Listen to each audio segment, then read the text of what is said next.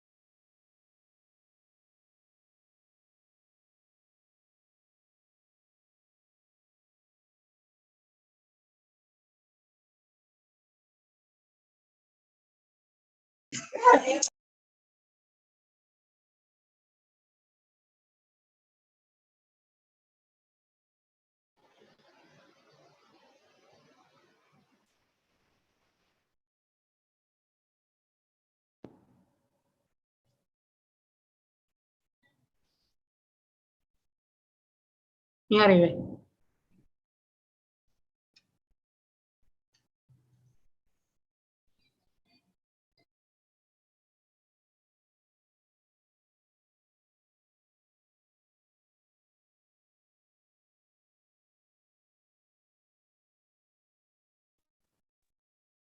నీకు పరమిత నువ్వు ನೀರು ಮಾಡ್ಕೊಂಡ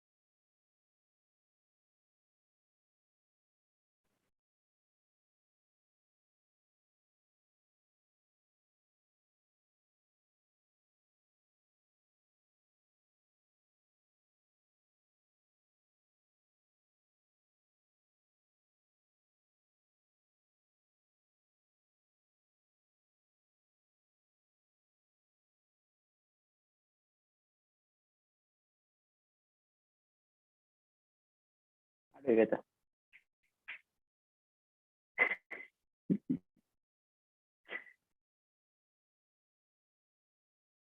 First time ni. Model.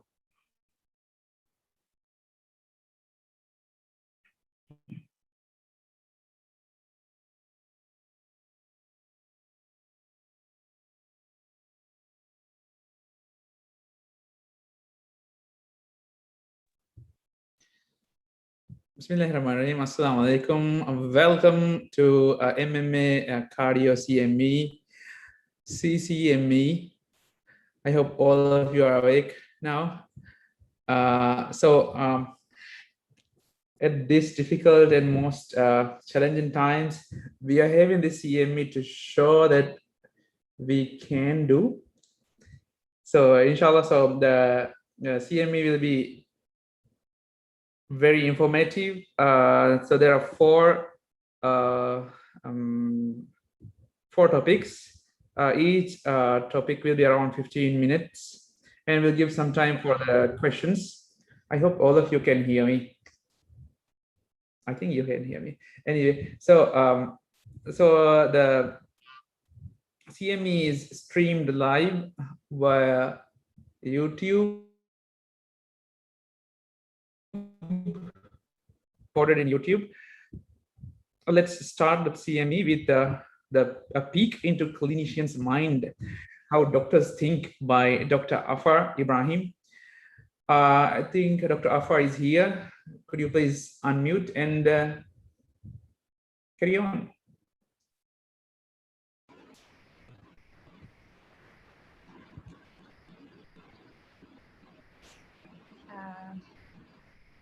Hello and welcome everybody to the Cardio MMA CME. I am Afar Ibrahim and my topic today is how doctors think. We were talking about the cognitive biases involved in clinical medicine. So let me give you an outline of how I'm going to go about it. So first, we will start with a discussion about why we should bother at all about this. And we will peek at common clinical biases which are encountered, and finally talk about, oh, shit. Disabled screen sharing.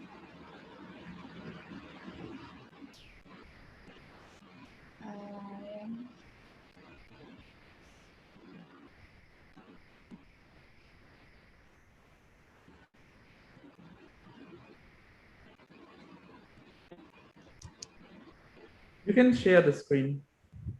Oh, yeah, it's having a little bit of an issue with that.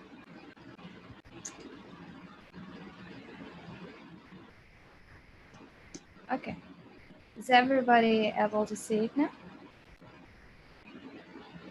Okay, so let me start over again. So I'll be talking about how doctors think, and we'll be talking about cognitive biases which are involved in clinical decision making. So we will talk about why we should bother at all about this, and we'll peek at some common clinical biases which are encountered, and finally end up discussing some debiasing strategies. I think before we dive into the topic of today, a great place to start would be, how do humans make decisions?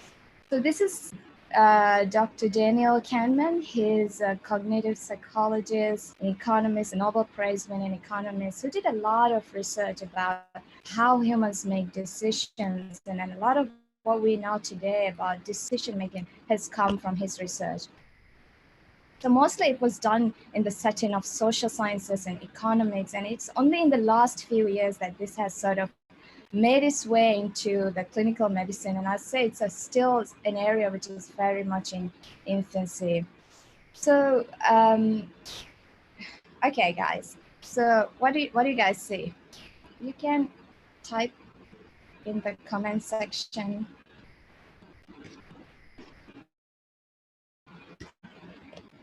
So it's almost instinctively, you see this man who is probably accusing you, a very angry man, And how about now? What's the answer for this? So if you're like me, you're probably if you're like me and not very good at mental mathematics, you probably have to jot down this and figure it out. Maybe it will take a couple of seconds for you to do it. So what you essentially did just now is employ the two ways of thinking. So there's something called the dual process theory of thinking. We think in a fast and a slow way. So system 1, which is the fast and the intuitive way, and system 2, which is the slow, deliberate, effective, reliable, resource intensive way. So if I were to ask you in which mode do we spend most of, do we make most of our decisions in, what would your answer be? Is it system 1 or system 2?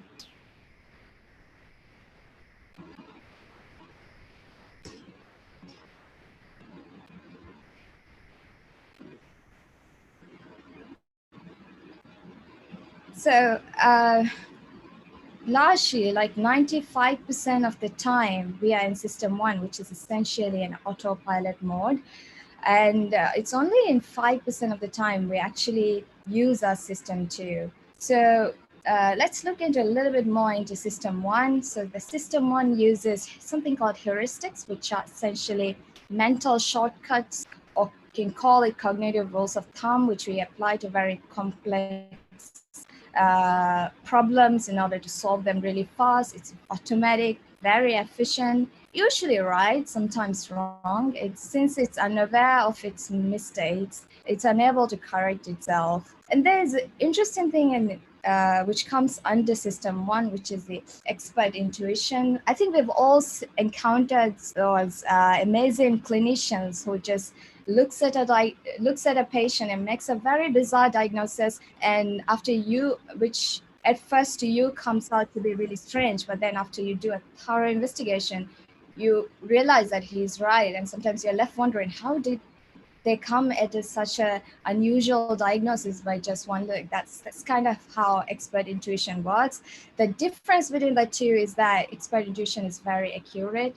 They're also using pattern recognitions, but the important thing here is that they draw correct conclusions. And system 2 is the analytical mode. It requires a lot of energy and concentration, puts a lot of cognitive strain. It tends to get inhibited by stress, hunger, and fatigue, and must be consciously activated. And when an error occurs in system 1, the system 2 needs to be activated in order to overcome it. And recent fMRI images show that there are separate areas of the brain which gets activated when somebody is in system 1 and versus in system 2. System 2 uses the lateral prefrontal cortex, whereas system 1 is the ventral medial temporal lobe, which comes into play. So understandably, since system 1 is largely functioning largely functioning in a subconscious manner, and it's pretty much unaware of itself, it's prone to biases. And when it occurs, we need to activate system 2. Now, at this point, you might ask which one of these is better. So the simple answer is that we need both of them. System 2 cannot replace the functions of system 1. If you were to spend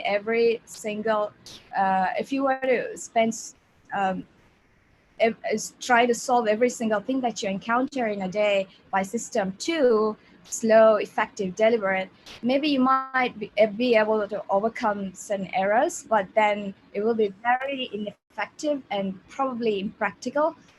So we need an optimal balance, and especially in the setting of an ED, where the type 1, also called the gut feeling or the reflex assessment of patient's illness, has been found to be quite sensitive in assessing whether the patient is sick, and therefore ordering initial tests, but it's relatively poor at predicting the final diagnosis and also for prognostication.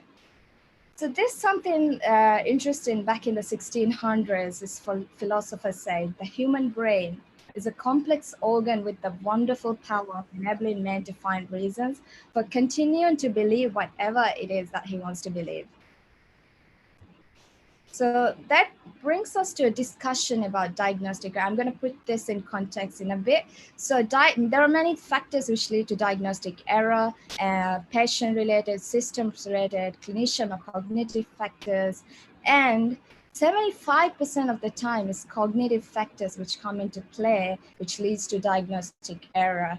So diagnostic error is about 10 to 15% of admissions, clinic reviews, and about 60 to 70% of all medical errors that cause harm are a direct result of diagnostic error.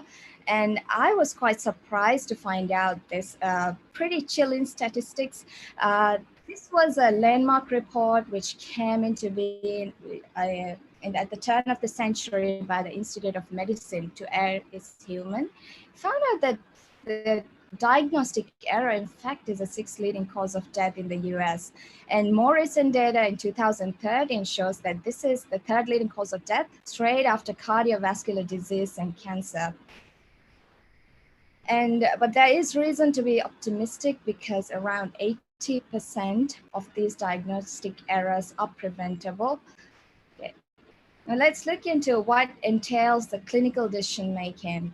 So this involves collecting information, synthesizing and interpreting that information, formulate and verify provisional diagnosis, plan and implement appropriate management, monitor and evaluate outcomes, and finally we end up learning from this entire process. And every step of the way, although this is a science which is taught in med school with the Newtonian predictability, that's often not true. We are encountered with irreducible uncertainty at every step of the way, and therefore prone to biases at every step of the way. So if a bias occurs at the level of the collecting information, that leads to everything down the line being wrong, and therefore leading to diagnostic error, which can potentially be fatal. So in essence, this is how it looks like when we encounter clinical problem. We process that information. 95% of the time, we use pattern recognition or illness scripts or heuristics, and we arrive at the correct diagnosis in the vast majority of time. But the clinical gamble of trusting one's intuition, it generally carries good odds, but it's inevitably you are prone to biases and therefore errors. So when a bias happens, you need to activate your analytical, the logical thinking, which uses science and logic, and in order to solve overcome that mistake and reach at the correct diagnosis. So coming into, I think to the topic of today. So this is what the Oxford Dictionary defines bias as. It's like a prejudice which is in favor of or against one thing, person, or group, compared with another, usually in a way considered to be unfair. And cognitive bias in clinical reasoning is any tendency for clinician to favor one particular viewpoint over another in a way that's not fully supported by logic or data, and which is not solely accounted for by a gap in medical knowledge. At this point, I found it very interesting that it's only less than 2% of the time that a gap in medical knowledge contributes to diagnostic error. The vast majority is because of these biases. Okay, so could you tell me which one of these lines are longer?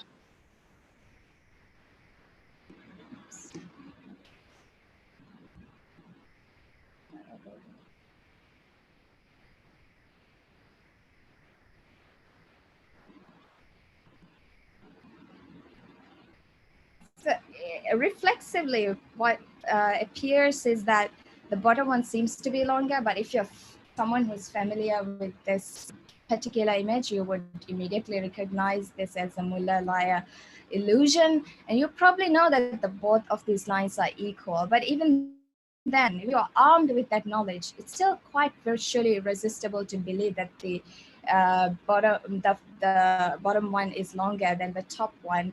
And if you're encountering this image for the first time, chances are you thought that the bottom one is longer than the top one, but there is a way to confirm it. You can use a ruler and measure it and confirm for yourself that they are in fact of the same length. But then even then, you're still very inclined to believe that the bottom is in fact longer.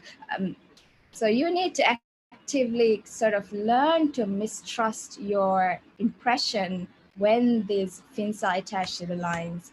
So this arises because of heuristic failures, especially in system one thinking, and it doesn't necessarily correlate with intelligence, no other any measure of cognitive ability. It happens despite, which is not explained by a gap in medical knowledge.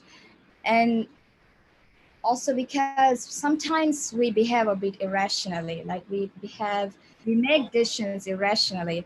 You expect when you're presented with sound knowledge from research and audits and other modes, you are likely to incorporate that into your own practice, but somehow for whatever reason that really doesn't happen. This knowledge translating into practice doesn't happen, not because you're consciously not doing it, but because of these cognitive biases, you are making decisions irrationally, if that makes sense. So there are over hundreds described. The true incidence, however, is lacking because most of the assessment is done retrospectively, and determining such a proximal cause of diagnostic error is quite difficult.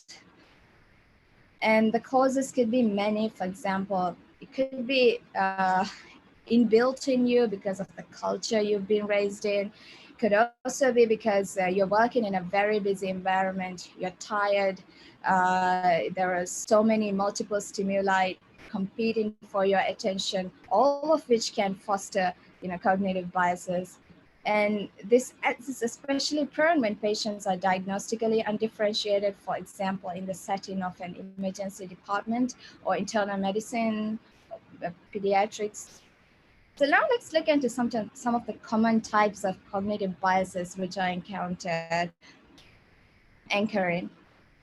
So this is, it's also called premature closure. It's a tendency to stick with your initial impression even as new information becomes available.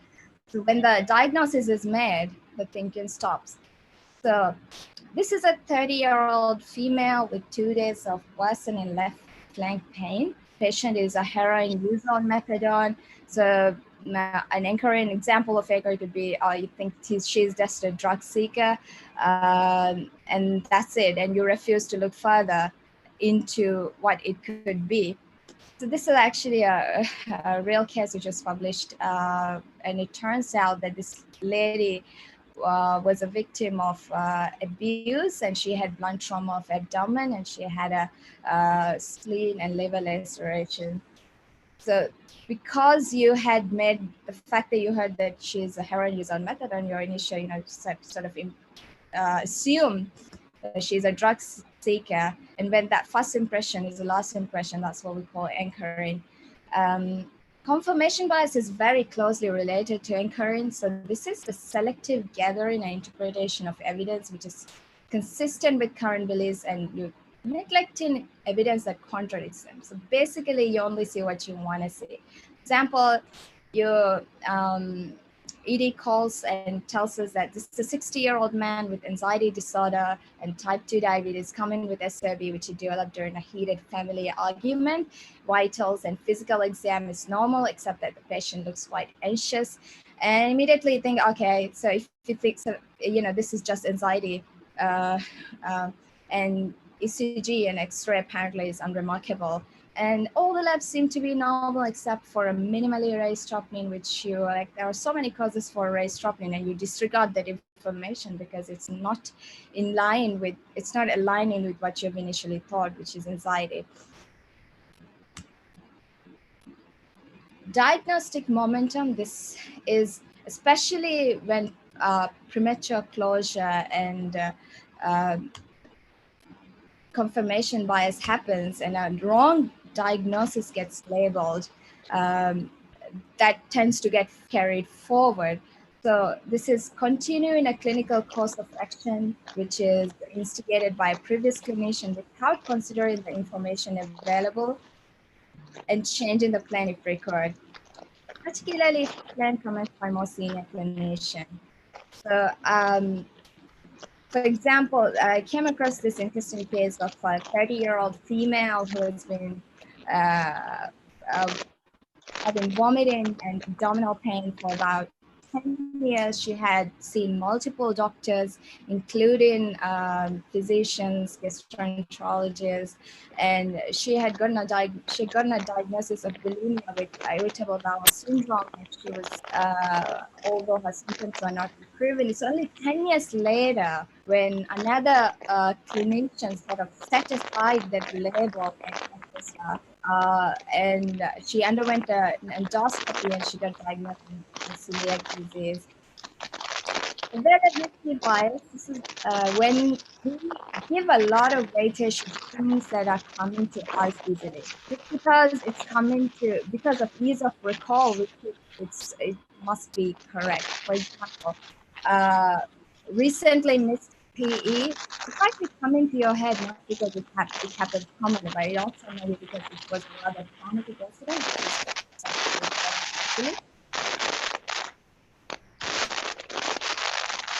So a recently missed pulmonary embolism prompting 50 PA in low risk patients to be an example. Intensified as a common visit as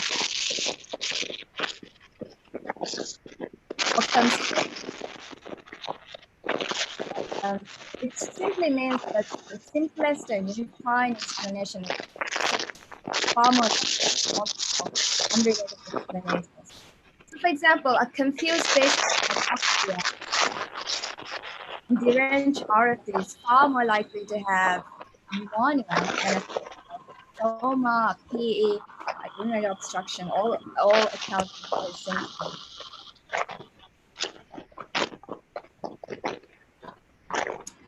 Base rate neglect. This happens, base rate is essentially the cornerstone of Bayesian inferences. So when we neglect the base rate, when the underlying incident rates of conditions or population-based knowledge are ignored as if they don't apply to the patient in question. For example, for whatever reason, a young woman with unremarkable family history and with no factors, if she undergoes an exercise test and which turns out to be positive, the base rate in this population is so low that the positive stress test is far more likely to be false positive than true positive. Although when you hear hoofbeats, think of horses, not zebras. Common things are common. Make a rare diagnosis, you're rarely right. And atypical manifestations of common things are more common than typical manifestations of uncommon things. Commission bias, it's the tendency to urge action rather than inaction. So we feel that the only way to avoid harm to a patient is by doing something. So, for example, doing PCI in a stable CAD and historical transfusion targets in GI bleed, it was traditionally, aim to achieve high targets rather than just do nothing. Better to be safe than sorry, and to raise the hemoglobin, just in case. This is something interesting I found in. You have a rare condition called good health. Frankly, I'm not sure how to treat it. And there's nothing really wrong with you, but I think a little statin would make me feel better.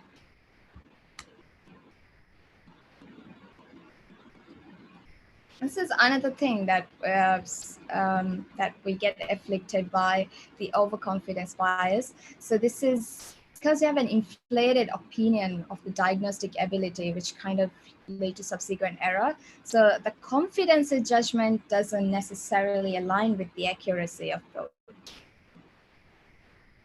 And closely related to that is a blind spot bias.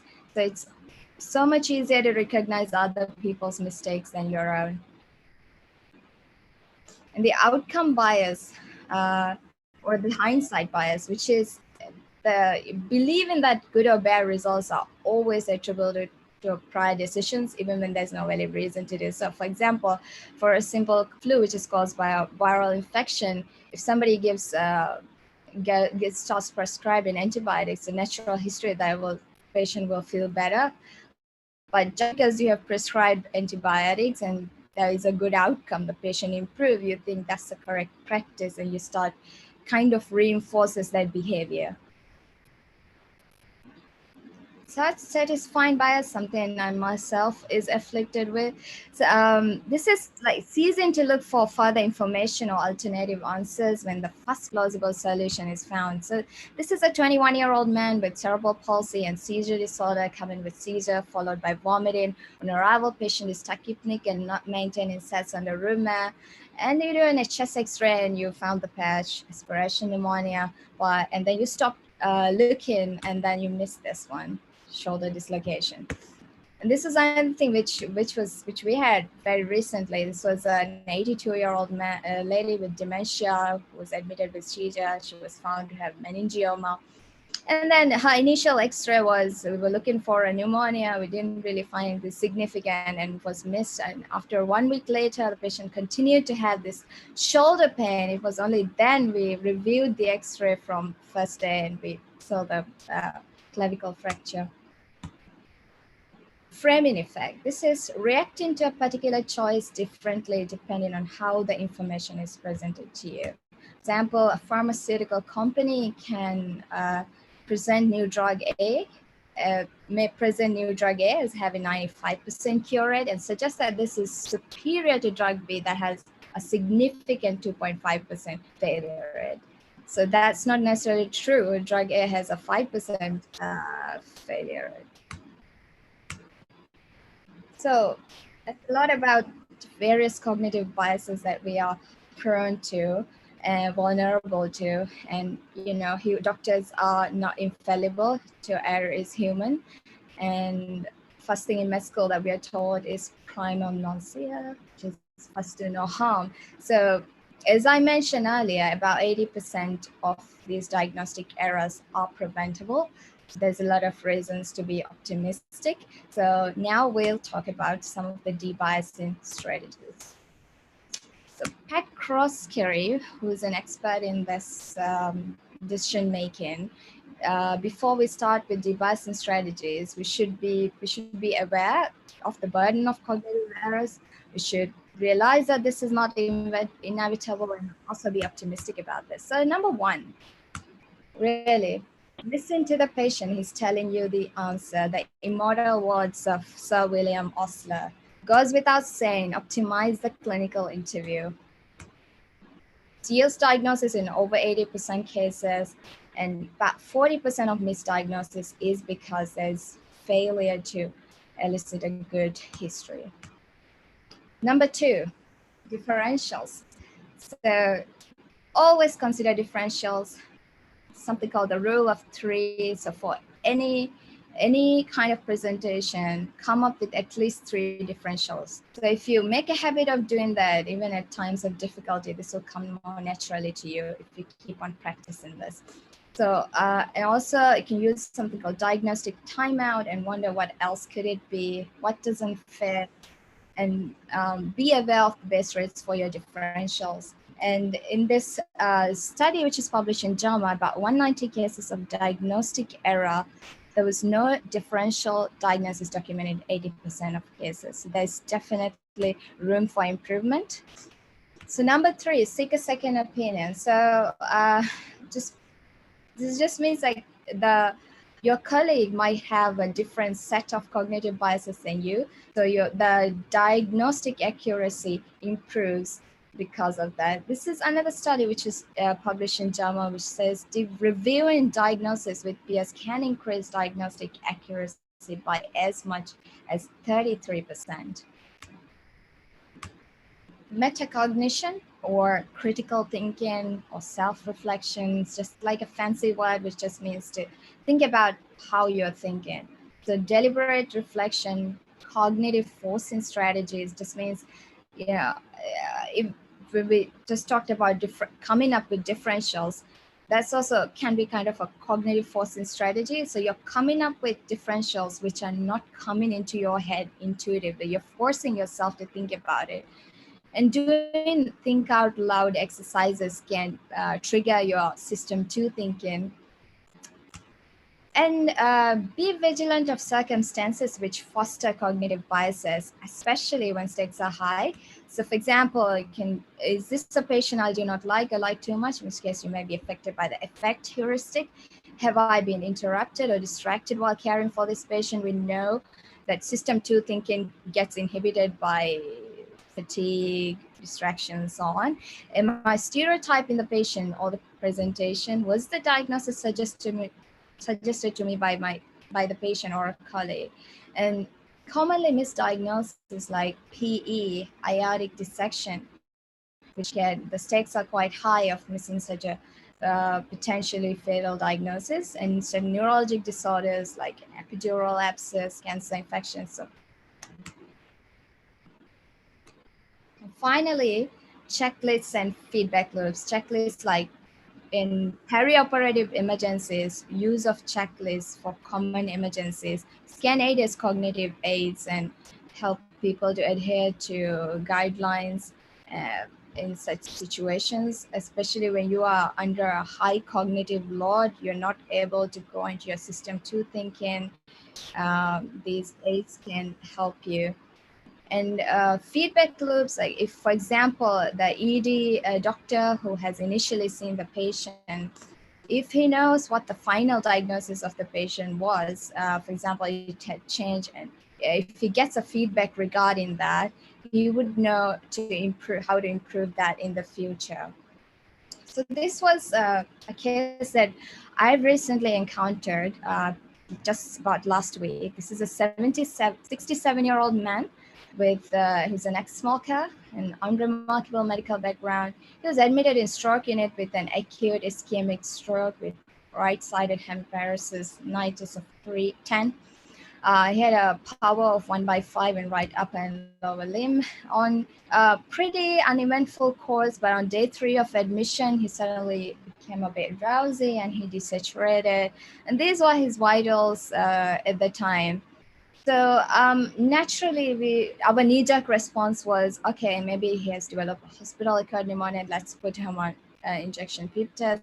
So we did that, and we ordered another X-ray, and the X-ray was couldn't really find something that really explained the findings. Like, it was pretty unremarkable. So we started thinking of what else could it be. The patient was bedridden, although his vitals for about 3 days there was no like signs of DET, but pulse rate, he was someone who was bradycardic on arrival around 50, and suddenly pulse rate going up to 87, 90. So finally ordered a CTPA, and he had a pulmonary bilateral PE.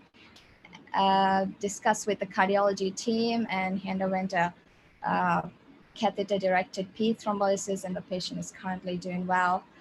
So that brings us to an end of this presentation. So the take-home messages are that this is cognitive bias, which is a major contributor to medical error, third leading cause of death, underrepresented in medical education and neglected in clinical practice. Slow down and activate your type 2 analytical mode. Consider what data is truly relevant. You seek, you must, always come up with differentials, at least remember the rule of 3, and always ask questions to disprove your hypothesis. Cognitive forcing strategy. And be aware of base rates for your differentials. And finally, remember we're often wrong, and consider the immediate implications of this. So that's a wrap, and thank you all for listening.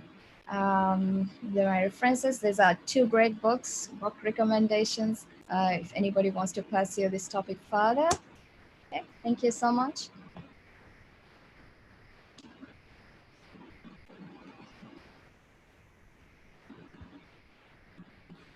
Oh, thank you, Dr. Afar. It was, some kind of lesson for all of us to slow down and to know what is relevant among those informations which we get, right? So I think the next, if there's anyone who wants to comment, I think more in the line of psychological aspect, or any suggestions to us clinicians, if there are any suggestions, please, you can switch on the mic. And yeah, Dr. Arif has said, I really enjoyed this presentation on a very important topic. We really need to think about how and why we do things and the way we do it better in terms of both diagnosis and treatments. Especially loved a bit about the devising strategies which we need to always keep practicing. Well done and really impressed. Good job, Dr. Afar. So we're moving on to the next presenter. Is one and only Dr. Shaniz will be presenting about the from oblivion to center stage, Neprilysin inhibitor in heart failure and recent advances in treatment of heart failure. Dr. Shaniz Najmi, please carry on.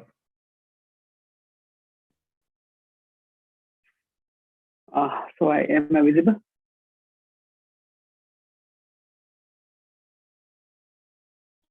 Is it visible mode? Yeah, it's visible. And audible, I suppose, right? So Yeah. I will be a little bit rushing through the slides because it is impossible to cover treatment for heart failure in the span of 15 or 20 minutes. So basically, there are standard established therapy for mostly heart failure with reduced ejection fraction. So on top of that, what has come recently, that would be what I will try to highlight, as well as cover the basic aspects. But before I jump to that, shall we do a preview? Okay, I think we will be setting in some options in Zoom so that everybody can answer. So now the question is there on the screen, everybody can answer. In contemporary heart failure trials, that is heart failure with reduced ejection fraction, what is the 5-year mortality rate on optimally tolerated medical therapy? A, less than 10%, B, 10 to 30%, C, 40 to 70%, D, 70 to 80%. This is just to make sure that the audience is well awake. Those who know, just click the Doesn't right matter answer. whether Those you're who right doesn't or know also wrong, just whatever eeny, you meeny, think miny, is the moe. right. Yeah, it's interesting. Okay, shall we go to the second one? Mod, you can save it. The facts. Oh, shall we wait for 30 seconds is over? Mod, 30 seconds. Yeah, 30 seconds is over. Okay, shall we move on to the second question then? Yeah. Okay, so majority feels C. Okay, we will see at the end of the presentation. Okay, number 2.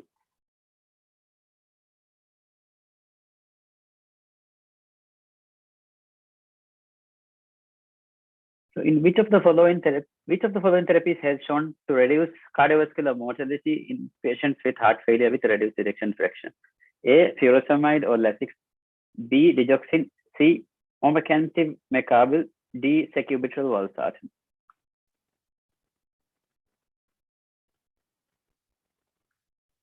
Basically, we have a mixed audience, so we will get a mixed response. It's not an issue. But everybody seems to think it's D.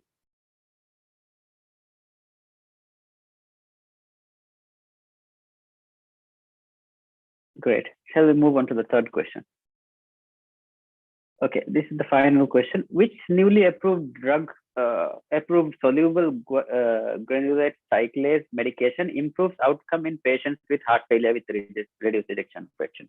So this is beyond the standard heart failure therapy. This is a bit recent development. So this is just to see how much updated the whole audience is. You don't expect everything to be correct in this. So A is ivabradine, B is omecamtiv mecarbil, C is Resiguet, D is lisinopril.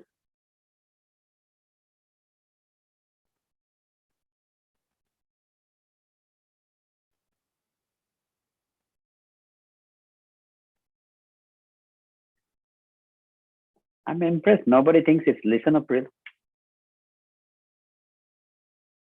because it says newly approved drug, right? So everybody knows lisinopril has been there for some time. So at least we have a good baseline. Okay, I think we can do with the poll. We'll take a poll at the end. So listen carefully. So this is the outline. This is the outline of my presentation. I'll be briefly touching upon pathophysiology of heart failure and how the established current treatments evolved. After that, I'll be touching on neprilysin and how the neprilysin came from oblivion into the center stage of heart failure treatment. So, and after that, if we have some time, we will discuss the currently emerging trends and the recent trials which have been published, which have been discussed in the virtual ACC, which is held in just 1 or 2 weeks back on. So there are some hot topics for that if we have time. So why discuss heart failure at all? Because it has a significant burden on healthcare. There's the prevalence of heart failure is more than 60 million. 1 in 5 of anybody who's more than 40 years will have heart failure in their lifetime. And once you are diagnosed with heart failure, the prognosis is as worse as some. I mean, it's not worse. It is sometimes worse. I mean, worse than some of the malignancies. So that is the tune of the problem. So to understand the heart therapy for heart failure, let's just briefly touch upon the mechanisms of heart failure. So basically, there's a hemodynamic hypothesis, which is Frank-Starling mechanisms, where the heart gets stressed because of preload and afterload. So various mechanisms can be there. Then there's a remodeling hypothesis. All heart failure trials are always talking about cardiac remodeling, whether the remodeling can be reversed or not. So it could be, the insult could be in the form of ischemia because of acute myocardial infarction. It could be a virus, maybe COVID, maybe it could be other form of viral myocardial injury, or it could be because of something else. Then comes the inflammatory hypothesis, because in this era of molecular biology and genomic therapy and various molecular targets are being evolved, the role of systemic inflammation, just like COPD, heart failure is also a chronic inflammatory state. So there are various cytokines which are upregulated. So once we have explored enough avenues for the established heart failure therapies, these are the new avenues. So potentially in future, we'll be getting a lot of drugs or trials being run on these targets. So vasodilators like versigouet in Victoria trial has been designed for this, the same thing on. So basically, this is a bit of more of a heart failure with preserved ejection fraction, which is the future research, because for heart failure with systolic heart failure is very well treated. Despite that, some people do have residual heart failure.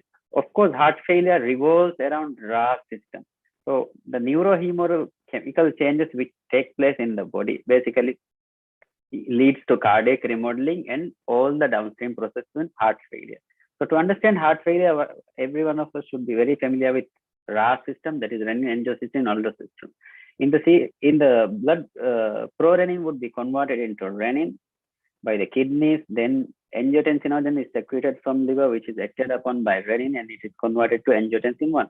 Angiotensin 1 is converted by ACE. This is the gold standard for heart failure therapy, right? Which was established. So lisinopril, enalapril, ramipril, these are ACE inhibitors. They prevent angiotensin 1 from being converted into angiotensin 2, which has all the downstream effects, which causes potent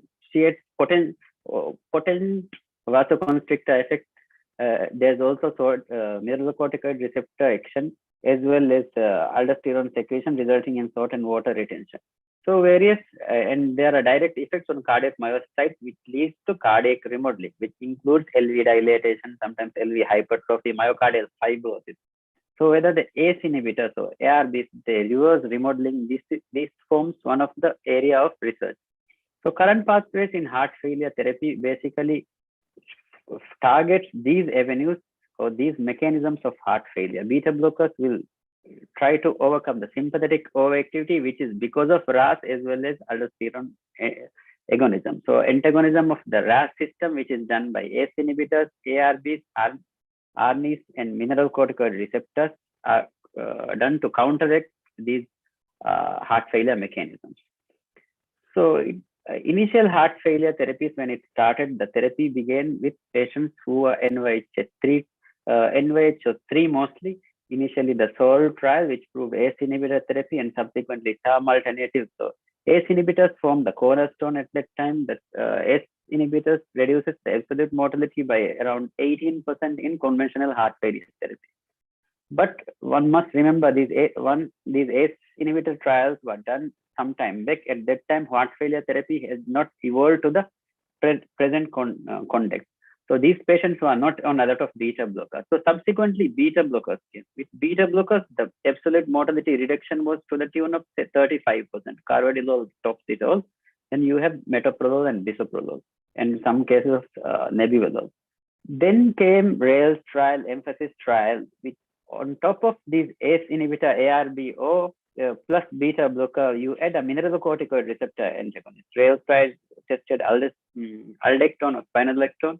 Emphasis trial tested eplerenone in systolic heart failure. So these are mostly for systolic heart failure. Unfortunately, for diastolic heart failure, till very recently we had none.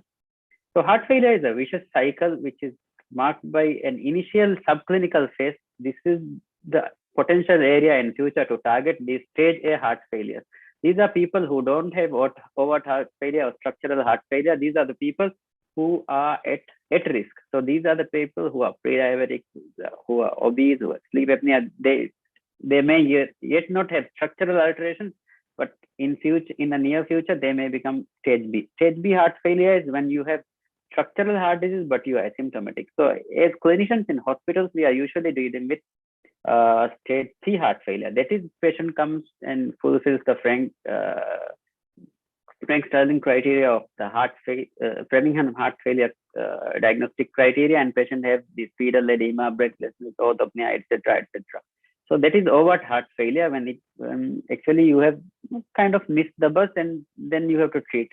So most of the heart failure therapy till date has been, the cornerstone has been ACE inhibitor, beta blocker, and the MRS to treat stage C heart failure. Now future would be in treating stage A and stage B heart failure, which is the major chunk.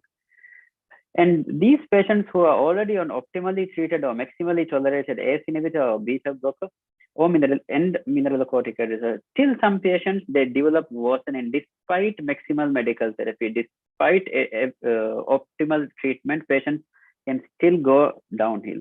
So these patients have residual heart failure risk. So this risk can be extrapolated. So research is into these residual risks. You have already blocked the ACE inhibitor, RAS system, completely sympathetic system, completely what else, what other molecules could be future targets. That would be the emerging trend.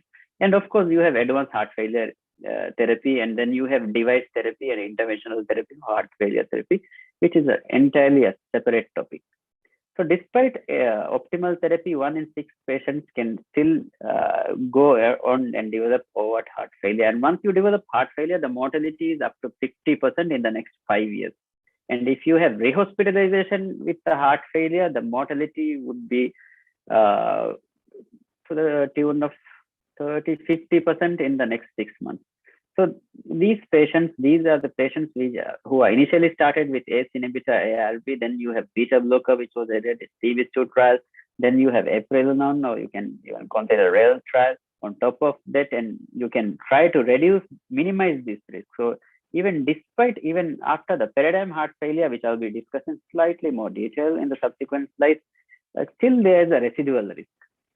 So what is neprilysin? Coming to neprilysin inhibition. So I will not be discussing ACE inhibitors, ARBs, beta blockers. They are the cornerstone and they have been established. So about neprilysin. Neprilysin inhibitor is basically an endopeptidase, also known as encapsulinase. It is known by many names. So this basically breaks down various vasoactive substances. So these are the vasoactive substances, basically ANP, BNP, CNP. You have neuropeptides, various other enzymes, including bradykinin and whatnot.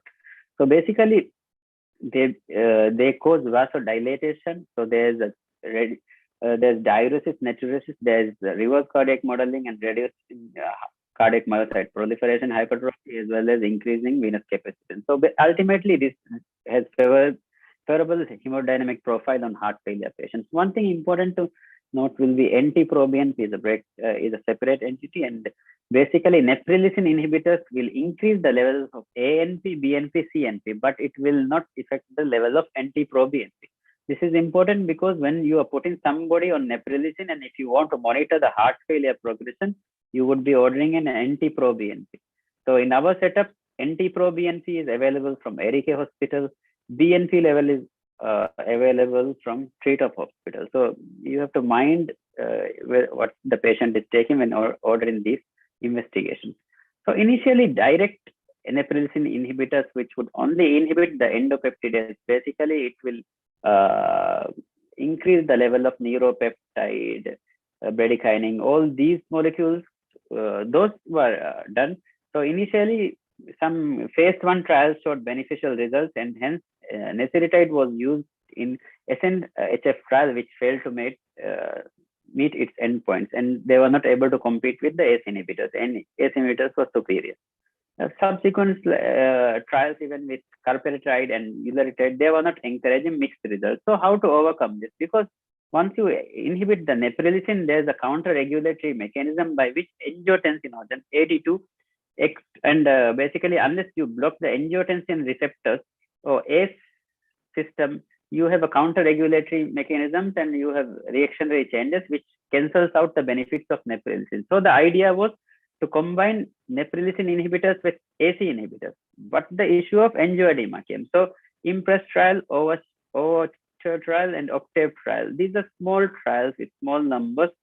They failed to show superiority with standard ACE inhibitor therapy. This is lisinopril and enalapril. And there was a high incidence of angioedema, and hence it was kept for a long time. So then there was a school of thought. So ACE is a broad enzyme. Instead of ACE inhibitors, why not combine neprilysin inhibitors with angiotensin receptor blockers, which is the major culprit? Because once neprilysin inhibition is done, there's a counter-regulatory mechanism which is involved in AT receptor. So why not block those selective receptors and just see what will happen? So on combination, basically sacubitril valsartan is a prodrug. Sacubitril is the prodrug, which becomes sacubitrolate in the body. And basically it is the neuropeptidase inhibitor. It causes increased levels of various vasoactive peptides, resulting in vasorelaxation and all those positive effects. Another thing is valsartan is there in combination, which blocks the AT1 receptor. So all the counter-regulatory mechanisms which would cancel out all the vasodilation would be cancelled by vasoconstriction, that would be there. That would be taken care of. So basically net benefit of neprilysin is seen when it is in this combination. So it is LCZ696. So this is the landmark heart failure trial, one of the largest heart failure trials till date, with an 8,500 population, and these were chronic stable heart failure. These are not acute stable heart failure. These are not acute inpatient. So this, we have to remember a point, these are stabilized heart failures. And unlike the older trials, most patients were in NYHA class 2. 70% of patients were in NYHA class 2.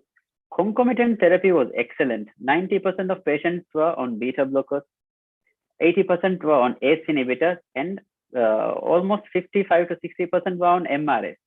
So this, in a real world situation, this is excellent optimal medical therapy for heart failure.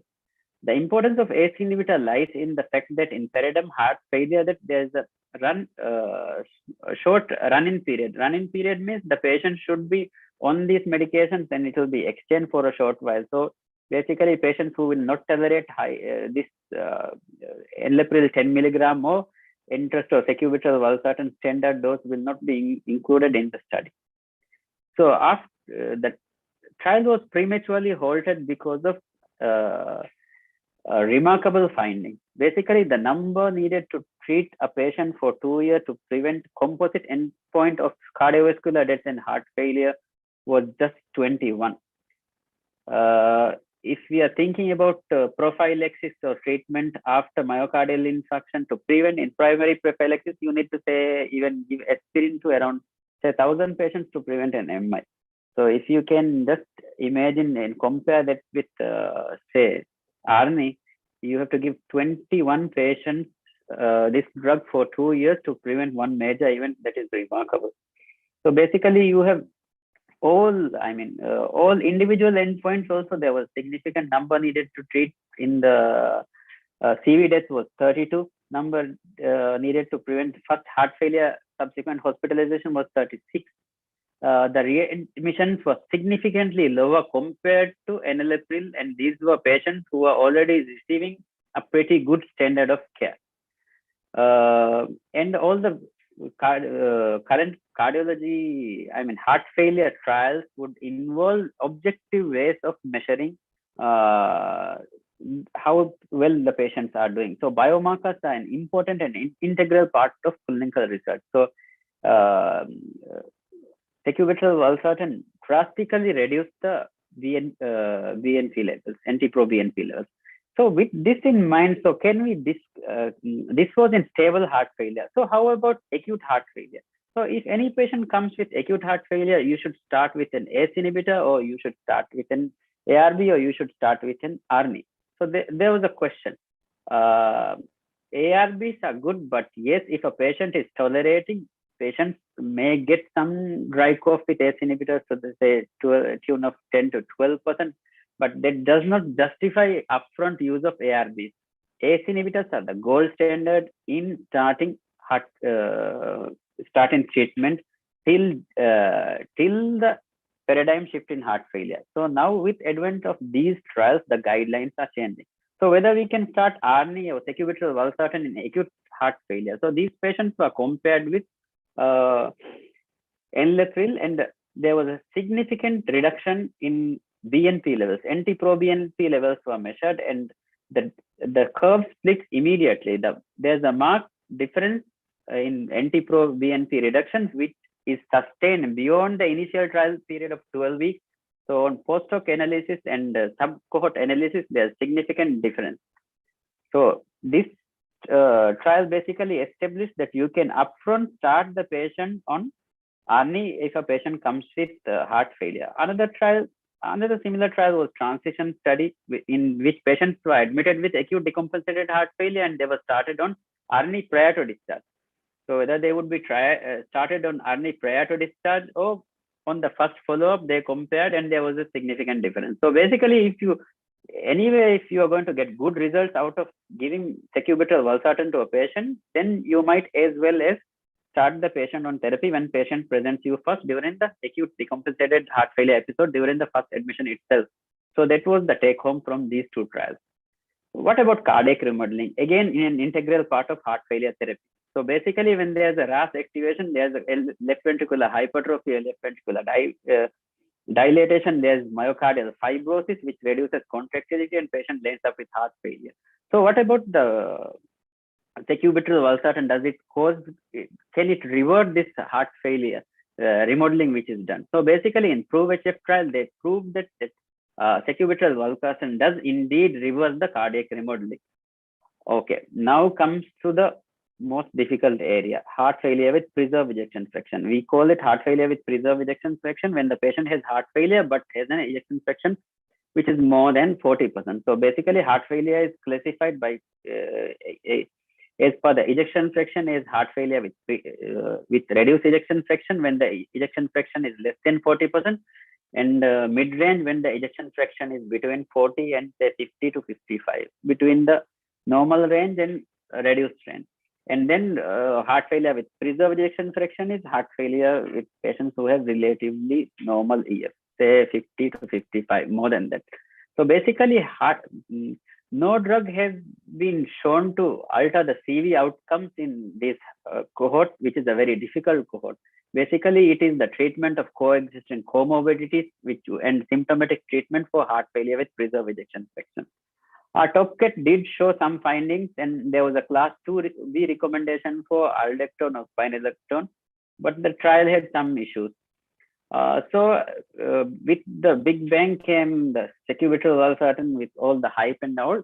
So they designed this large trial, but the trial very nearly met its fell short of its significance. So it did not meet the significance. However, there are some subcohort analysis was done. There was a strong trend towards good benefit, especially those and subcohort analysis revealed benefit in patients who are female gender, and those who had EF which was in the below the median in this study. The median ejection fraction in this study, Paragon heart failure, was 57%. So patients who had 57% to 40%, they did very well with sacubitril valsartan. So that is an area of future research, and potentially these patients with mid-range EF would benefit from ARNI. Another school of thought is patients with mid-range EF, they actually have subclinical LV dysfunction. So actually this is a cohort which anyways behave like heart failure with reduced ejection fraction.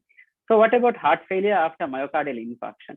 So if a patient comes with acute myocardial infarction and say has an severe LV dysfunction, or moderate or severe LV dysfunction, or has heart failure, SAVE trial established enalapril, AIR trial established ramipril, and TRACE trial established prandopril. What about ARB? Valiant trial proved that it is equally good, but still ACE inhibitor is the drug of choice. Unless patient is not tolerating ACE inhibitor, or for whatever reason you can't give an ACE inhibitor, then only you give an ARB upfront. So what about ARNI? So this is a late breaking trial which has been just now a few weeks back presented in ACC conference. Basically, Paradise AMI trial. In this study, it proved that just like ramipril, enalapril, and ARBs, we can use sacubitril valsartan. It did not show significant superiority over ramipril, so they are equally effective, and the events were very less. This was a population of around almost say 5,000, and the event rates were very less, saying how far we have come this way. Basically, the heart failure therapy has advanced, and the events were so less. So basically, if we want to get a significant value for this, the study has to be prolonged, or the study has to be done in a very large population due to the lack of events in both arms, even in ramipril as well as sacubitril valsartan arm. But in the adjudicated event, there was a significant benefit in sacubitril valsartan group. So basically, we have established the role of ARNI in heart failure with reduced ejection and potentially heart failure with preserved ejection fraction, as well as patients with heart failure after acute myocardial infarction, which is again a separate entity.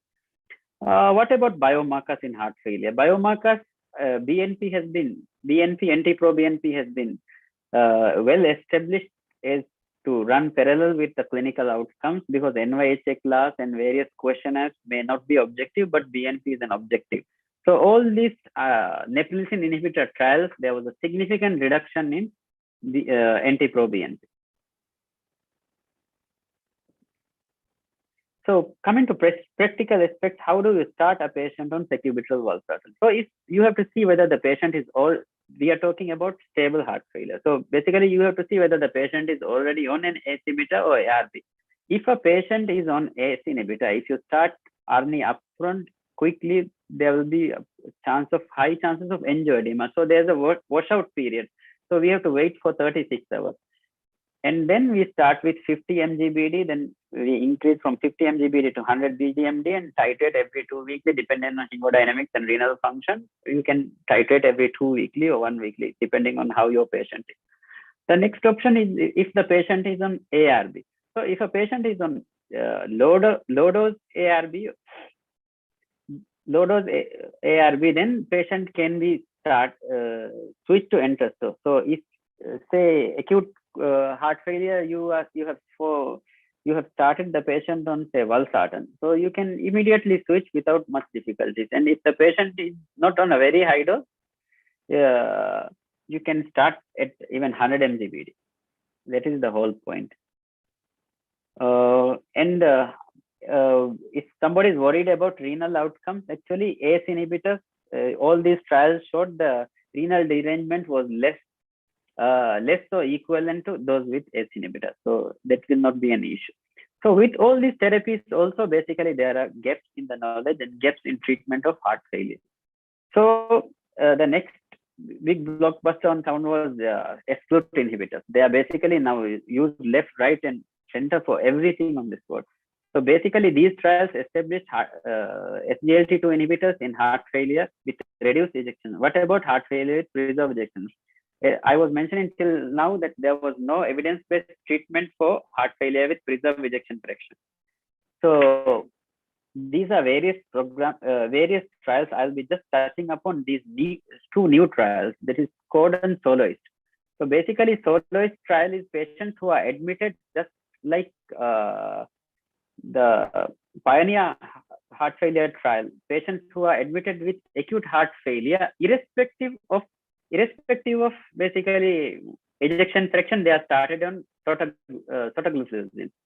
CODE trial is basically patients who have heart failure with reduced ejection fraction and patients who are diabetic and patients diabetic with CKD and one CV risk factor, irrespective of clinical stage of heart failure. So these two studies are unique in the sense CODE will assess the silent AHS stages A and B, while SOLOIST would be crossing into various ejection fractions, which is again interesting. Another thing to note is sotagliflozin is a dual inhibitor. It will inhibit SGLT2, which is there in nephrons, as well as SGL2, that is glucose absorption from the gut.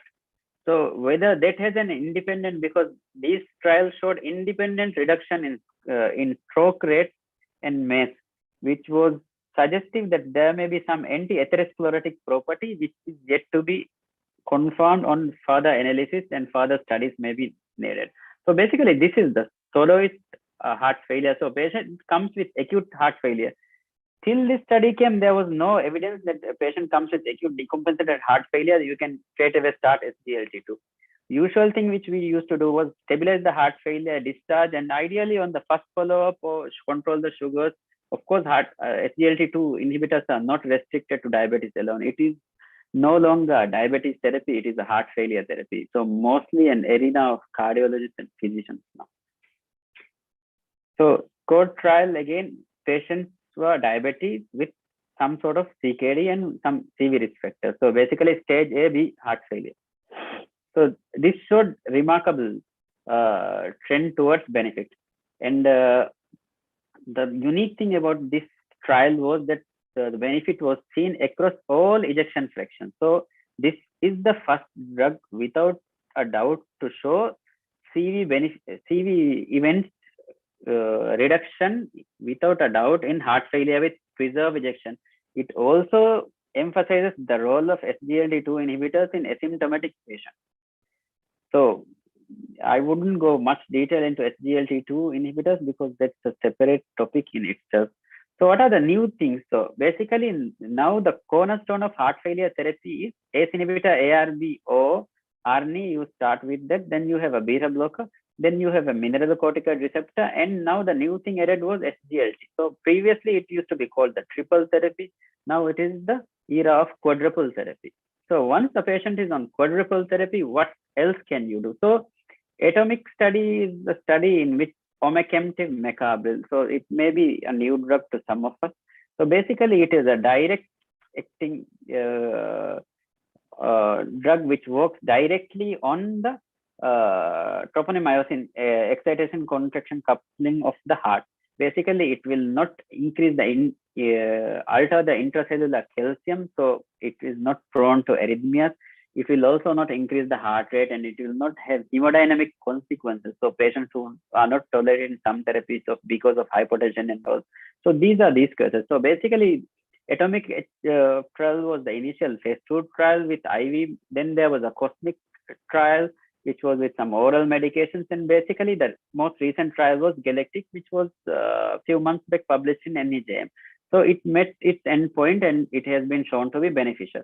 Basically patients who are with heart failure with reduced ejection fraction, who are all symptomatic on pretty good amount of baseline medical therapy. What are the other options?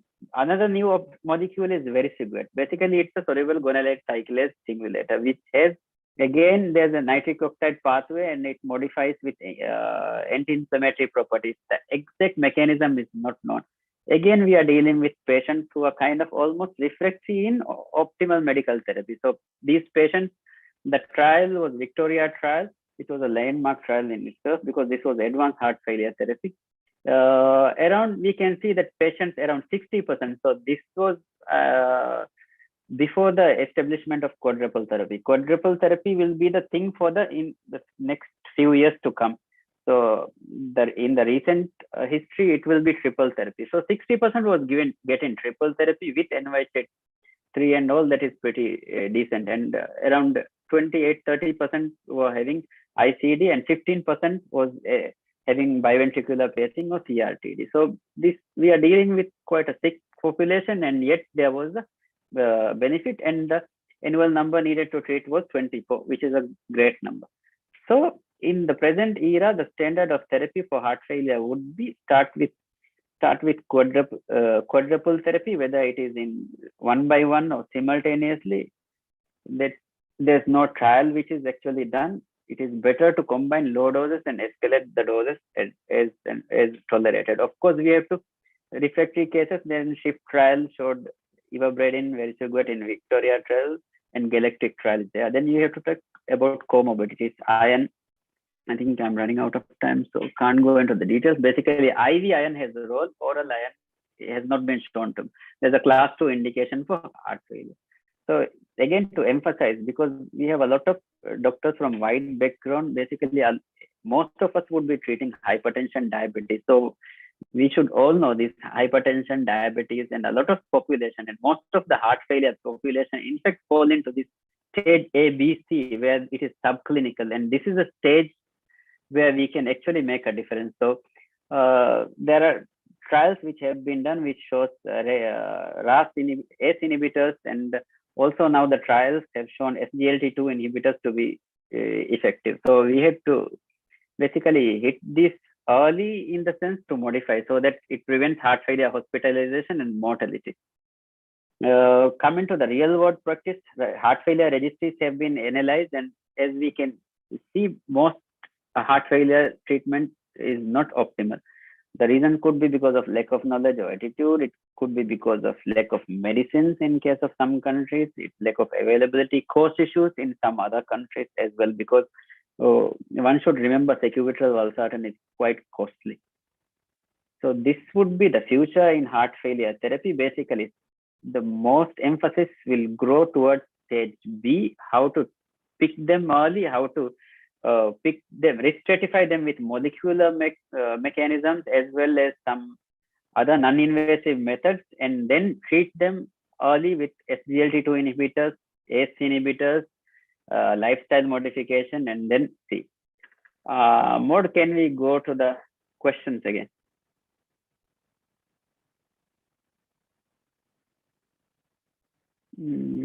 I think Mod has to leave.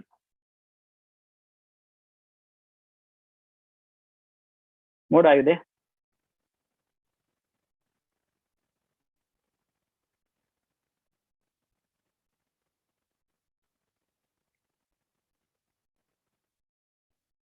Okay.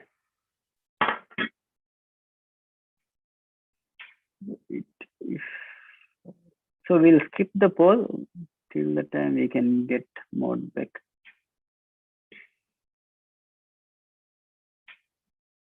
So basically, 2021, because of all these heart failure new trials, the American guideline, actually the guideline has not been revised. There's a consensus decision pathway which has been updated. Till 2016, 2017 update, the initial treatment strategy was you start a patient on ACE inhibitor or ARB, and then beta blocker and MRA. And if the patient is still symptomatic, the option was to switch the ACE inhibitor or ARB to ARNI or neprilysin inhibitor. The ESC guideline was again slightly different. So you can start with ACE inhibitor, ARB, beta blocker, and then you can switch if the ACE inhibitor is not working. You can switch without adding MRA. So what happened is, because of these various trials which showed overall benefit, the American consensus statement was, if anybody is eligible, so 3 drugs are there to start with. It will be along with a beta blocker, because we should always remember that number needed to treat is very less with beta blocker, and mortality benefit is extremely high with beta blocker. So if patient comes with acute heart failure, and if a patient is wet, we have to start with an ACE inhibitor, ARB or an RB. So now 3 of them are almost equal. And if possible, there's no affordability issue, you should actually start with an ARNI and the beta blocker. Then sequentially you can add either an SGLT2 inhibitor or and MRA and as and when tolerated. So quadruple therapy forms the cornerstone of heart failure therapy. So that is mostly it. I think we have lost our moderator.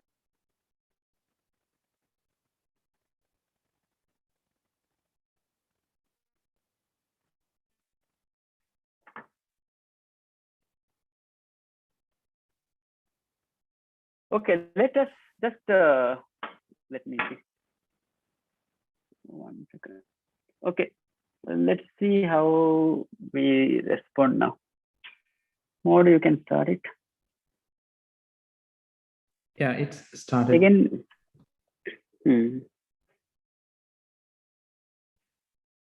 So let's take a quick poll. Let's see whether anything changed. I think majority got everything correct.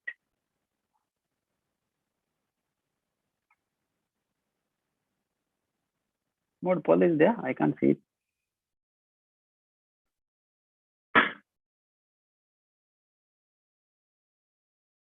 Shall I stop it? It's been around 1 minute now. Question 1.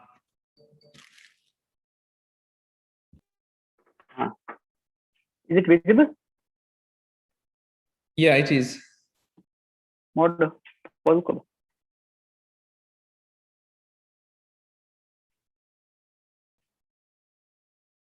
Okay. I think you So, can see the results now. Yeah. So 60% is right. So 60%, 60%. Okay. That's a funny figure. So majority is right. Mode, can you show it? How was the stats before at the beginning? Is there any change? No.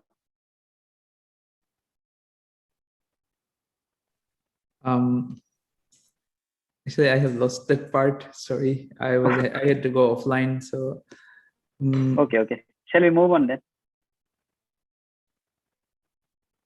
So the 5-year mortality is quite high actually. It is more than half actually, more than 50%, despite OMT in this era. So this is the easiest one, I think. The next poll is shared. Yeah.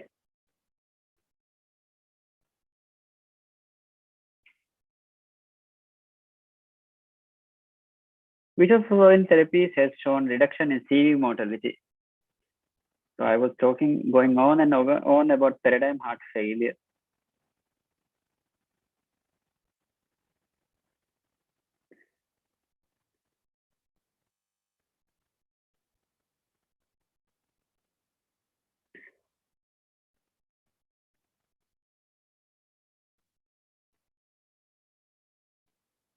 Comod.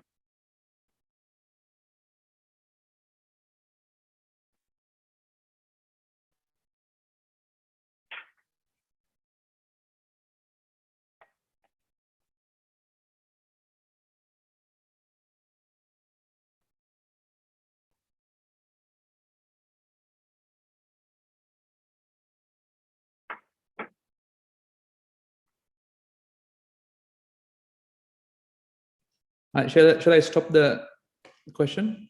Paul Now you can see the result. Yeah. Oh, I think there's an improvement in this one. If I remember correctly, I didn't screenshot it, but 95%. Yes, very good. So basically, DIG trial showed there was no benefit of digoxin in heart failure. Diuretics, there are no benefits. Omecamtiv, that is galactic heart failure, there's benefit, but it is not in this setting. And paradigm heart failure is the answer, basically.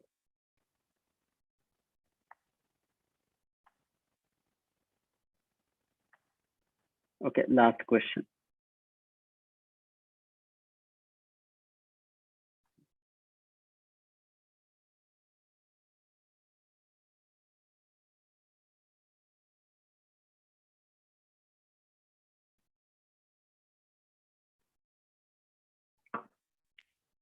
Neeti 10 seconds is okay one. I have a question. FR 25.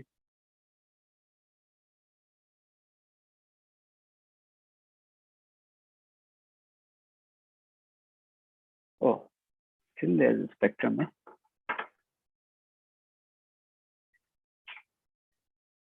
Okay. So 58%. So majority is right. So the SGC, soluble guanylate cyclase in stimulant is basically very cigarette. In Victoria trial, omecamtiv is galactic heart failure trial. Ivabradine is the sinus node inhibition, which is done by which the trial was shift trial, and lisinopril is the established trial, right? So basically, that was it. That was it basically. So if anybody has any questions, I'll be happy to take it.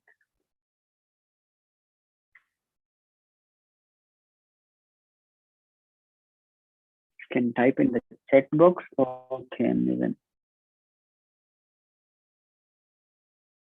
So there's a question. So now what's new in that we don't need patients to be tolerant of ACRB before starting early? Does this increase incidence of adverse effects or drug discontinuation?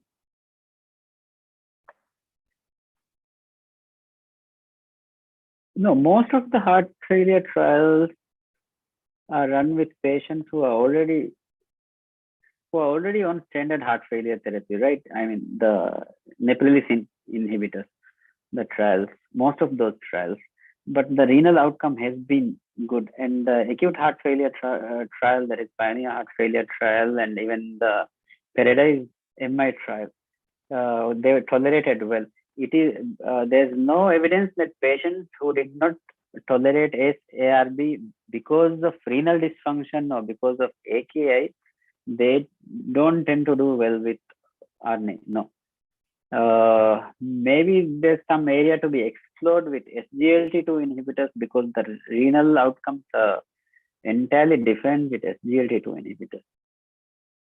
What is new is the magnitude of benefit. The numbers needed to treat is remarkable. So even what I have not presented is how the patient feels. The quality of life is drastically different because again, then all the trials, if I add the quality of life slides, it will be too much. Basically, quality of life. So it is not only the CV outcomes, not renal outcomes, the quality of life. There's a cancer questionnaire for heart failure. Even those are superior with ACE inhibitor, neprilysin.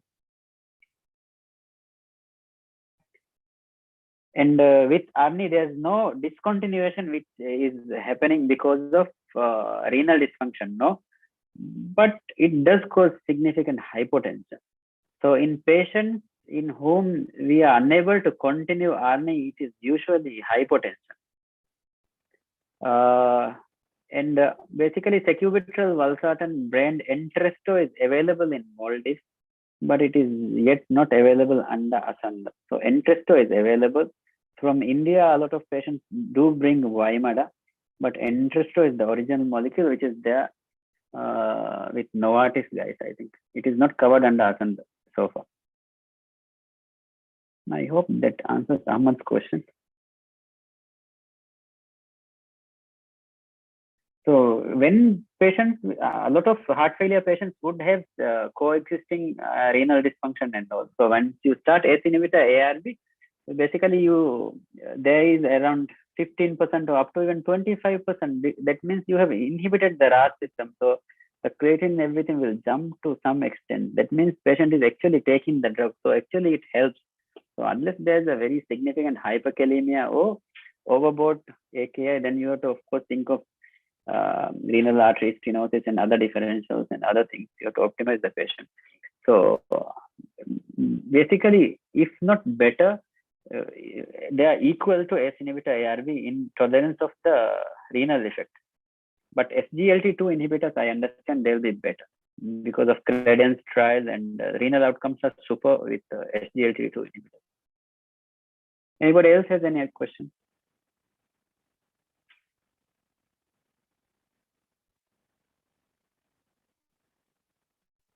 Cover mode. So we should move on for the next presentation. So it's about a total blackout. So how we'll approach if the lights are off. Dr. Migdal will tell not the lights of the house, but your own lights. If it is off, what next? Dr. Migdal, please take the floor. Take the chair.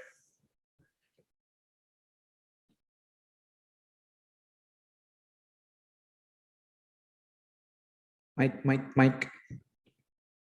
Lights are off.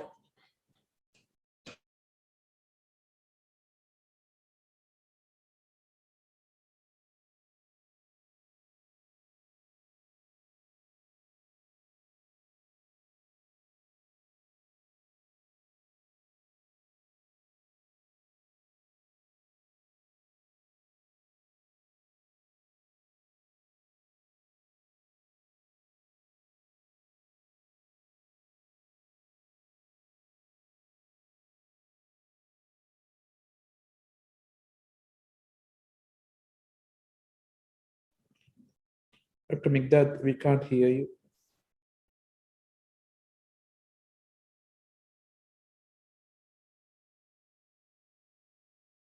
It seems your side the lights are off.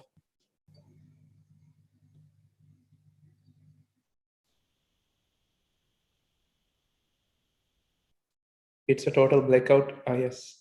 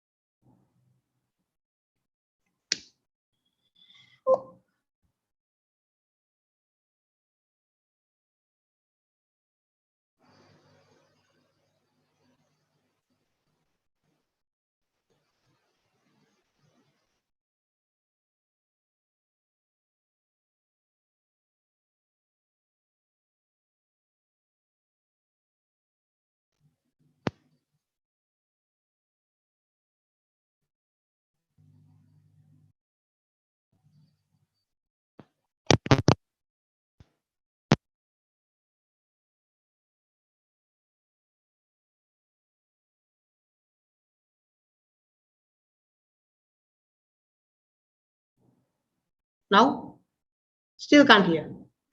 Can hear. Okay. Okay, so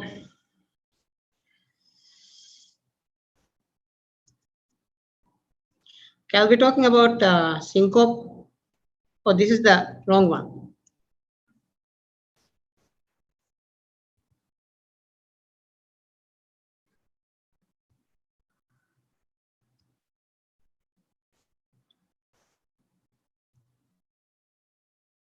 Okay. So this is an approach how to approach a patient who is having an episode of syncope. This is one of the commonest presentations to our ER, and we have like no consistent way of managing them. So what I'm going to do is try and present the current approach, which was proposed by ESC in 2018. So first, some definitions. Syncope is total loss of consciousness. It is due to cerebral hypoperfusion, which is characterized by rapid onset, short duration. So these three things are important. It has to be rapid onset, short duration, and spontaneous complete recovery has to be there. So total loss of consciousness is defined as a state of real or apparent loss of consciousness with loss of awareness, which is characterized by amnesia for the period of unconsciousness, abnormal motor control, loss of responsiveness, and a short duration. And total loss of consciousness is syncope when there is presence of features specific for reflex, orthostatic hypotension, or cardiac syncope, along with the absence of features specific for other forms of allosis. For example, someone may come with palpitation and loss of consciousness, but he may be actively bleeding from a wound, big wound. So in that case, you don't treat the palpitation for the patient, you treat the wound. Obviously, the anemia is the culprit there. So it is classified into non-traumatic and traumatic total loss of consciousness. Traumatic is a completely different topic, we will not touch it. Non-traumatic, it can be syncope, epileptic seizures, psychogenic, and there are some other rare causes. Out of this, we will talk only about syncope, and syncope actually has three types: reflex syncope, orthostatic hypotension, and cardiac syncope. So when you look at the pathophysiology of these three, the underlying pathophysiology is there's a low BP, and that causes cerebral hypoperfusion.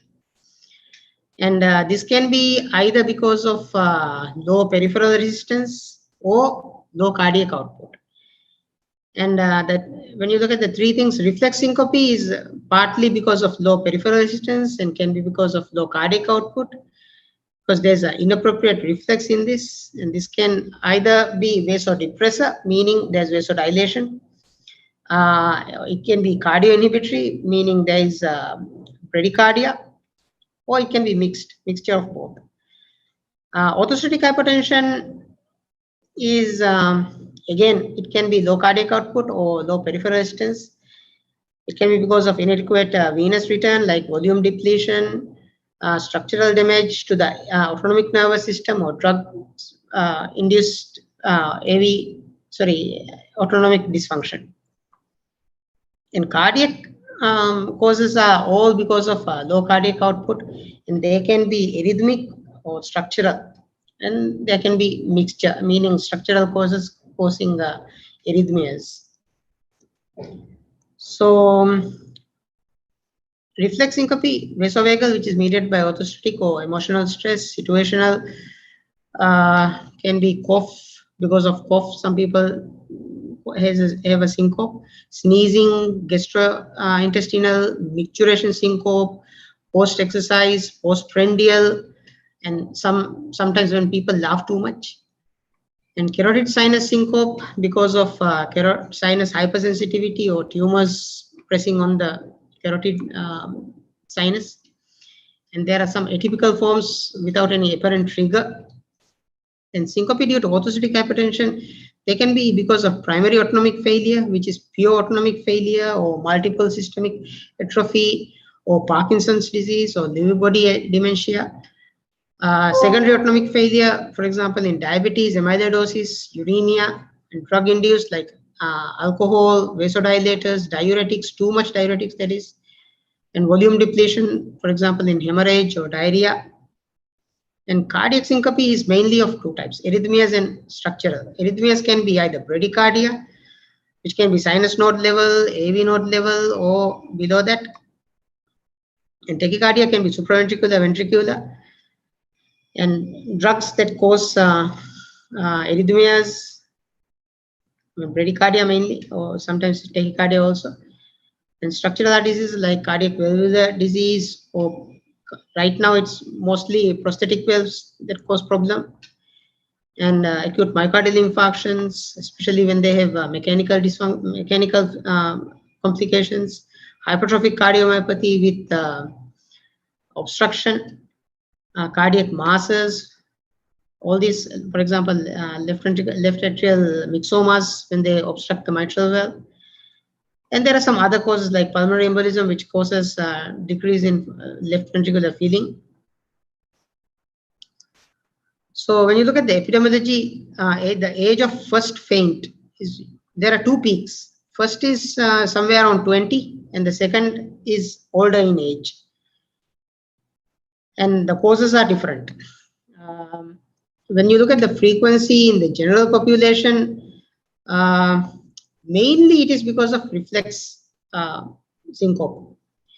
And there are some causes of orthostatic hypotension, cardiac is pretty less there, and unexplained is the majority. In the emergency department, it depends on the setting where you take this data from.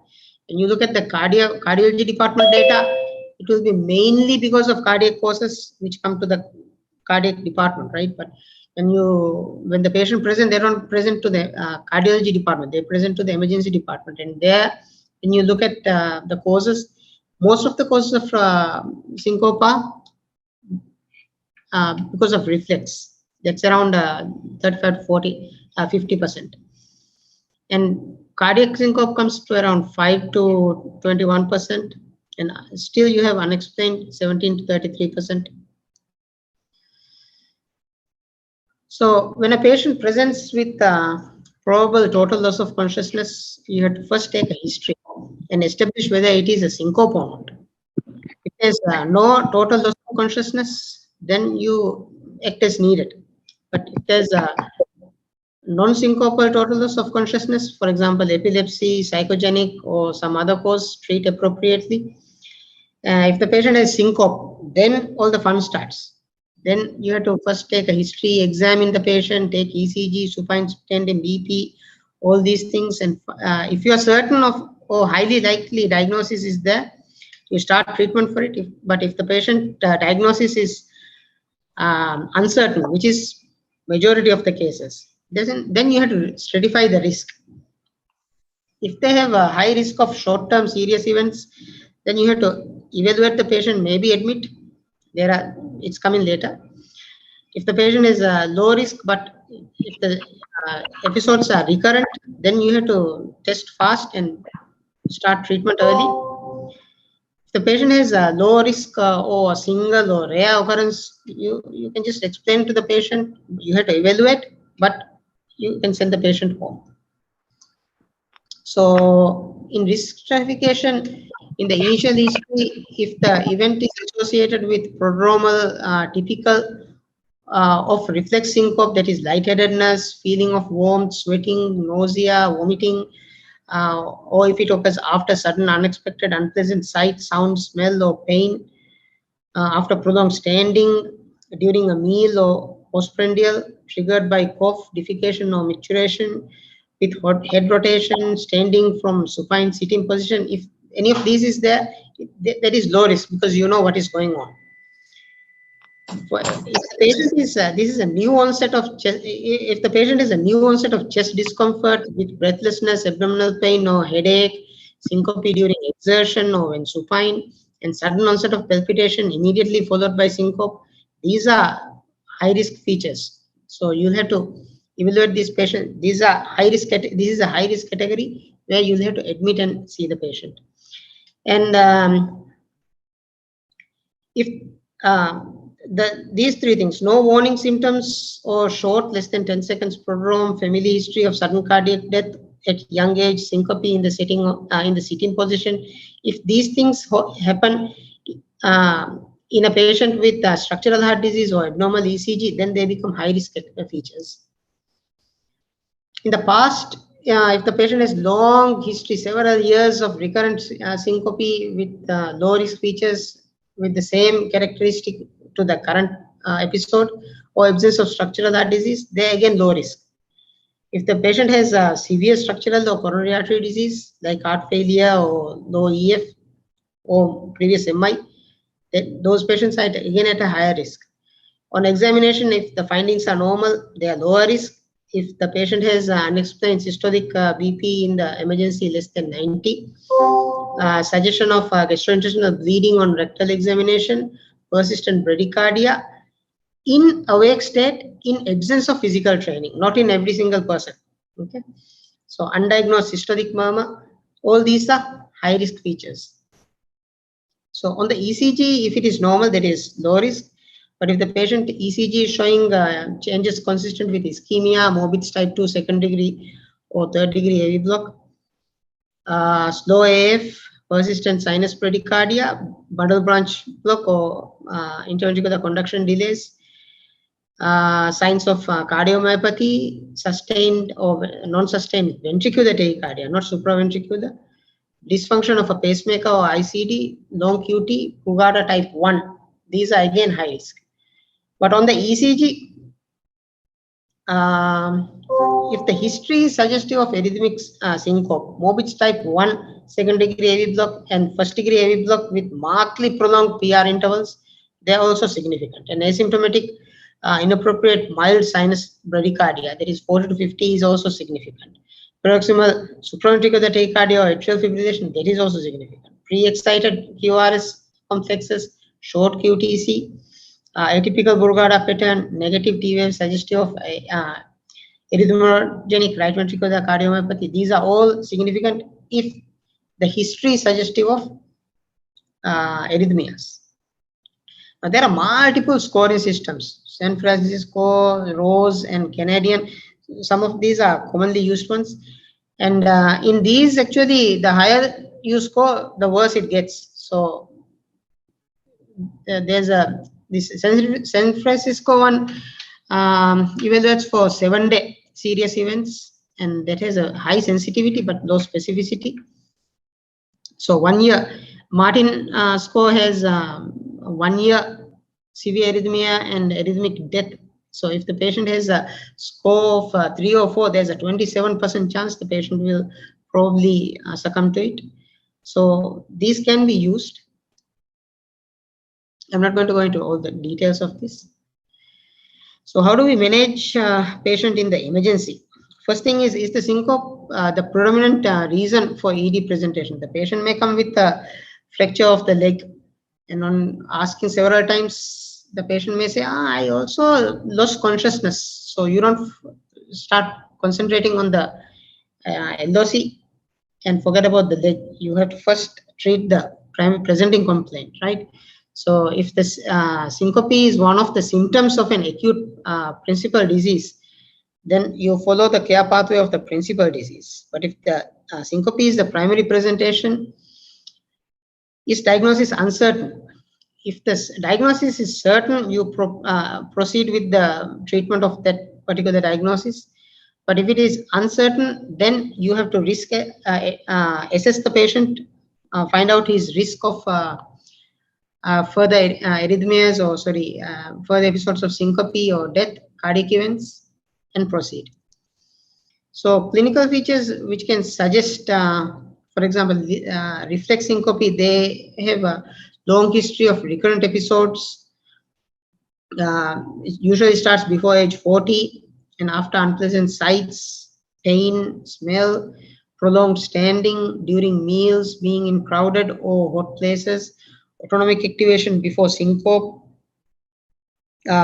with head rotation, that is pressure on the carotid sinus, and they should have absence of heart disease. If the history which is suggestive of orthostatic hypotension is while or after standing up, prolonged standing.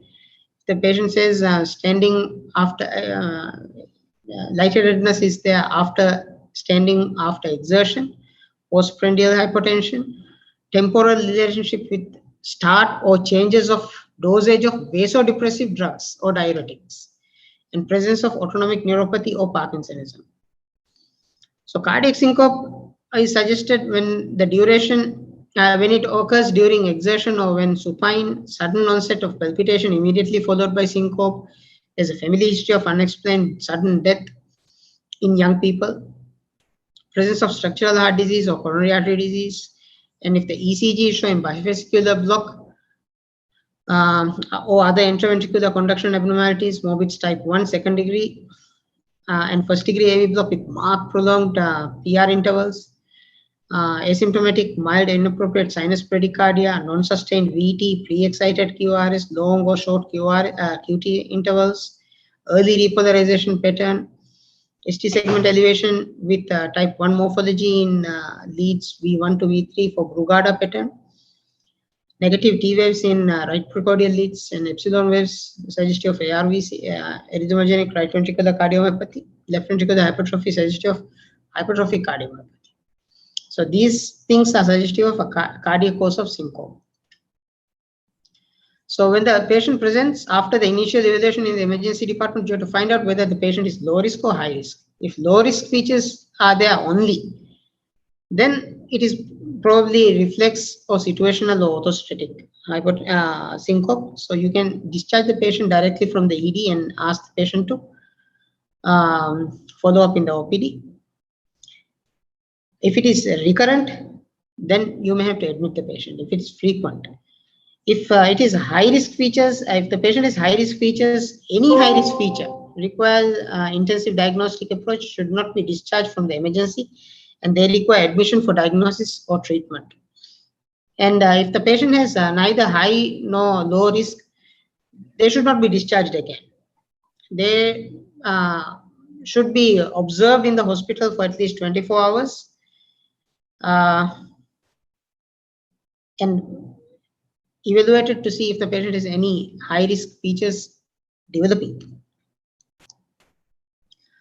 So these are some factors which favor the patient to be discharged: stable, non-structural heart diseases, severe chronic disease.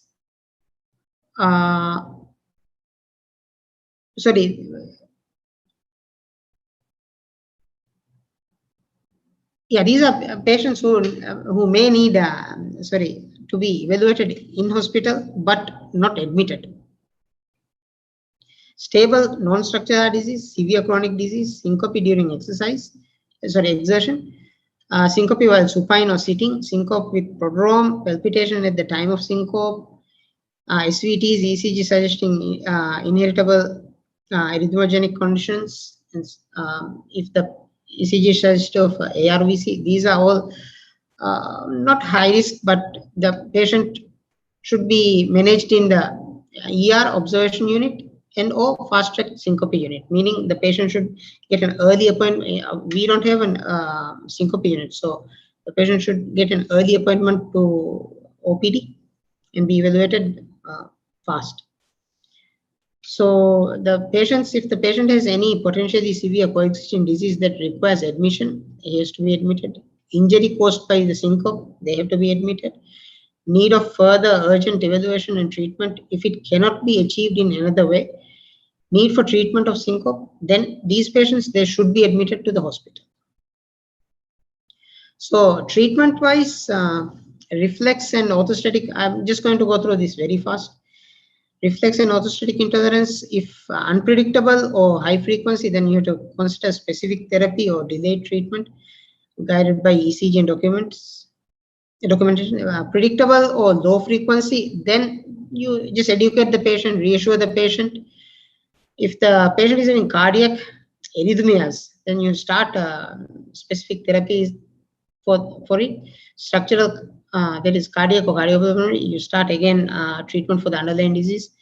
If the patient is unexplained and high risk of sudden cardiac death, like coronary artery disease, DCM, hypertrophic cardiomyopathy, ARVC, long QT, you have to consider risk benefit and think of ICDs also. So if the patient is having reflex syncope, there's a class 1 indication for educating the patient and lifestyle measures. But if the symptoms are recurrent and severe, some people will have a low BP phenotype. In them, you can start fluorocortisone or midodrine, but that is class 2B. If it is with prodromes, then you can advise the patient for counterpressure maneuvers. If there's no prodrome or very short, then you have to put an ILR and guide management in selected cases. These are not very common. If the patient is on hypotensive drugs, you have to reduce the dose or stop it. And if the patient is mainly having cardio-inhibitory form of reflex syncope, then you'll have to consider cardiac pacing. This usually happens in older people. If it is because of orthostatic hypotension, you have to educate the patient and ask the patient to get adequately hydrated and increase the salt intake. Stop or reduce vasoactive drugs. And with this, if the patient is still symptomatic, then you have to apply counter pressure maneuvers, compression garments, head up tilt, sleeping, midodrine, fluorocortisone. All these are 2A indications. If the patient is having intrinsic sinus node or AV node disease, if the patient has documented bradycardia, and it is symptomatic sinus node disease, you have to put a pacemaker. If the patient is asymptomatic with sinus node disease, that is non-established relationship between sinus bradycardia and syncope. If it is frequent, you'll have to put a pacemaker, but if it is not frequent and if you can find any other cause for it, then you can withhold the pacing. If there's second or third degree AV block, persistent AV block, paroxysmal AV block, AF with slow heart rate, all these are indication, class 1 indications for pacing the patient. If the patient is bifascicular block, then if HV, this is on EPS studies. On EP studies, if the HV interval is more than 70 milliseconds, so if you can induce AV blocks, or if there are symptomatic pauses of more than 3 seconds or asymptomatic pauses more than 6 seconds, then you let pace the patient. But if EPS is negative, ILR is not showing anything, then there's a still 2B indication if the patient has frequent episodes with bifascicular block. If tachyarrhythmias are there, SVT, class 1 indication is ablation. Class 2 is, since this is not, ablation is not easily available, you can go with anti-anginal drugs. If the patient is having VT, class 1 indication is again ablation, or you can go with anti-anginal drugs, that is 2A indication. But there are some cases of VT where you have to consider with ICD. For example, the patient is having Brugada syndrome.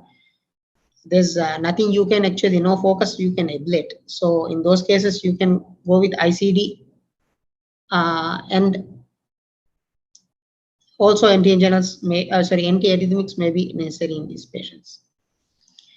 So when you look at the survival, if there's no, this black one shows if the patient has no syncope. Anyway, when you follow up the patient, patients keep dying, right? For other reasons also they'll die. But if the patient has a cardiac cause of syncope, which is the red one here, the chances of survival are much less compared to when the patient has vasovagal syncope or a neurogenic syncope. And the important thing here is vasovagal syncope actually has no reduction in survival. It is almost the same as anyone with no syncope. Okay.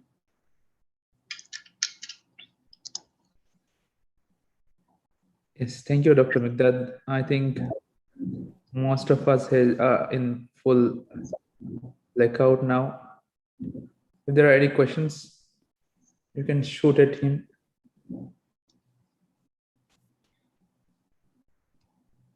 Or you can type.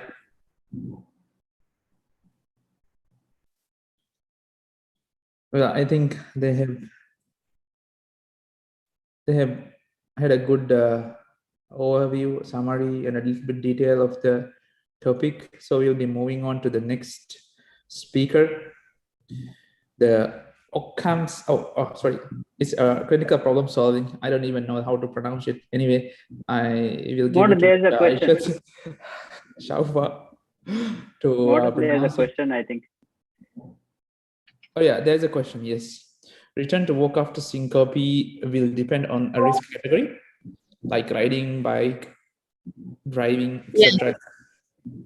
That's a good question, actually. What happens is it depends on the type of work you do. If it's just riding every day morning, half an hour for exercise, and that's the only work you do, then you can return immediately. But if it is public transport, and it depends on the number of people in the vehicle you drive also, there's a guideline on how long you have to wait, and depending on which condition. For example, if the patient has a reversible cause, then soon after treating it, you can return to work. But if the patients are, it's a non-reversible cause. For example, if the patient is having ARVs, right ventricular cardiomyopathy, in those cases you can use an ICD, which doesn't prevent the arrhythmias. It just reverts the arrhythmias to normal. So in those cases, you have to stop your work. That means you can not go back to your normal work. If it is in public transport, you can't do it. Pilots, that's a separate category. That's a very different category, and Dr. Shahid actually manages these things. But I'm pretty sure that most pilots will not believe what we say. There's one friend of mine also. He had MI and then angioplasty to all three vessels and no arrhythmias, but still he's refusing to stop work. But it's actually advised, if the patient has a non-reversible cause, not to go back to, especially pilots, not to go back to work. And divers, if it's a professional diver, if it is, again, the same thing applies here. Even with ICDs, they are advised not to dive, because ICDs will just prevent death. It will not cause it will not prevent an arrhythmia. The arrhythmias will keep happening, and if the arrhythmias can be documented to be stopped by antiarrhythmic drugs, then I think it's 6 months for divers, I think. Then they can go for diving. It's a very difficult question to answer.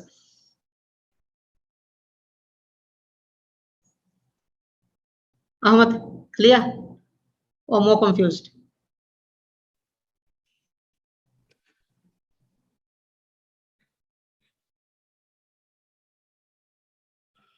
Okay, I got to thank you. I think that means understood.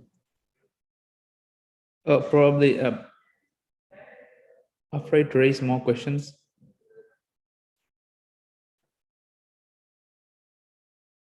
All right, so shall we move on?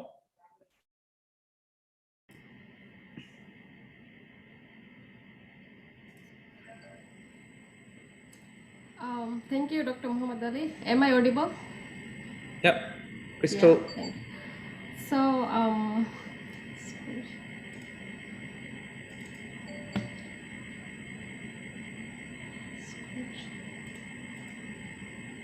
screen is visible, right?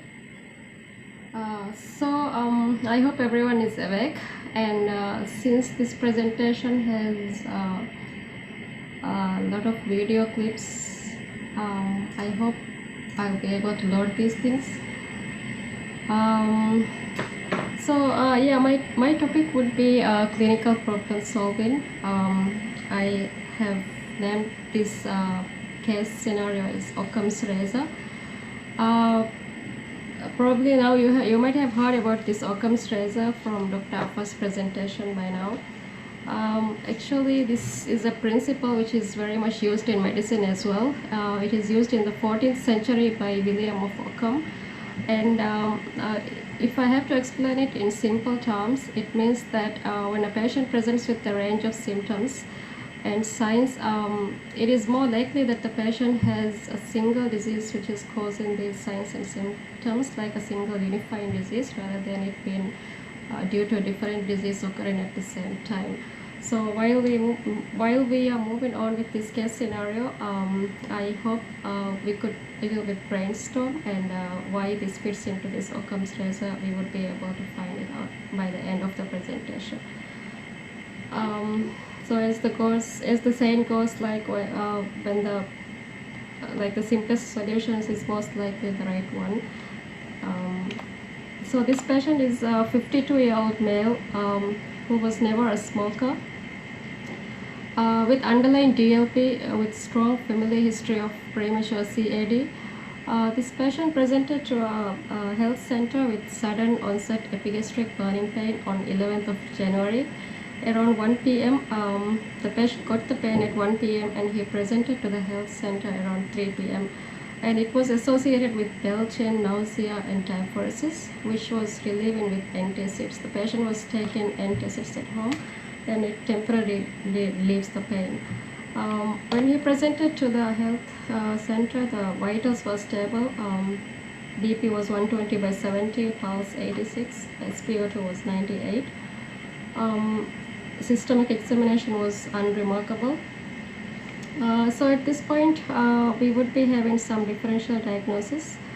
If you all could give me some differential diagnosis in the chat box, it would be helpful.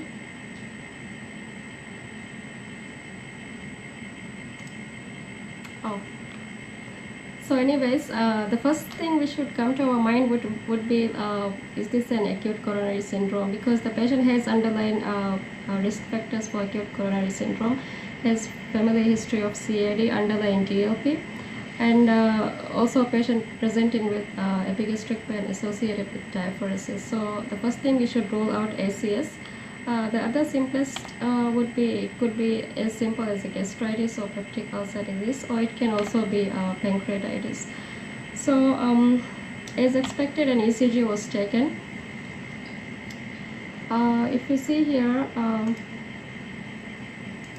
I hope all can see. If you see here, the ECG is sinus bradycardia, and if you look at the inferior leads 2, 3, and AVF, you can see some subtle ST elevations here, which is very subtle, and if you like about 0.5 millimeter, if you don't look carefully, you might actually miss it. And they did a cardiac protocol, and troponin I came to be 0.21, which is actually borderline positive. However, patient was given a presumptive diagnosis of gastritis, and he was managed with BPI and discharged. Yeah. So the patient continued to have this epigastric pain, and it started to involve the central chest, come with central chest pain as well. And on that night he was sleeping, he actually woke with pain and presented to the IGMH AR around 3 a.m. which was like 12 hours since the onset of pain. At that time he was having diaphoresis, SOB, and nausea as well. So when he presented, his vitals were still stable. If you notice here, the pulse was a little bit bradycardic at 60 per minute. Systemic examination was normal. An ECG was taken, which you can now see that there is some evolved changes here in the inferior leads. Lead 2, 3, and AVF now has T inversions, and lead 3 and AVF has Q wave. So it is troponin I-stat was done, which was 1.29, which will be actually around 3 times higher in the blood sample. So he was diagnosed with an evolved inferior wall MI and admitted in the cardiac CCU. So at this point, it was a misdiagnosis or a late diagnosis of MI, and we would wonder why it was late diagnosed, and there could be several reasons. One of which is which was an atypical presentation. The patient was having epigastric pain, which was not usual to be the characteristics of an acute myocardial infarction. Also, the ECG was perceived to be normal, which could have led to the diagnosis of gastritis as well. So there have been, actually this is not uncommon practice. Sometimes when patients present usually with atypical symptoms to the emergency room, the patient sometimes gets discharged with other diagnosis, and there has been actually several studies done on this. In the NEJM, there's a study published in April 2000, misdiagnosis of acute cardiac ischemia in the emergency department. In this, they have found out some factors which leads to this misdiagnosis and failure to admit these patients, and among them, normal ECG is have odds ratio for discharge of very high of about 7.7. And in this study, they have concluded that the failure to hospitalize these patients leads to poor prognosis and outcome, and the incidence, it could be actually prevented by interpreting the ECG more carefully keeping in mind that they can present other than chest pain. So he was admitted in the CCU and we did a angiogram. I hope everyone is able to see the video clip. Can everyone see the video clip? No, Shani.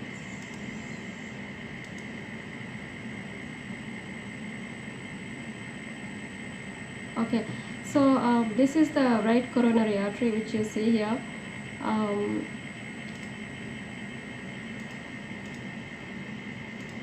This is the proximal RCA and it is actually a bit hazy here, and from mid RCA it is totally occluded with thrombus.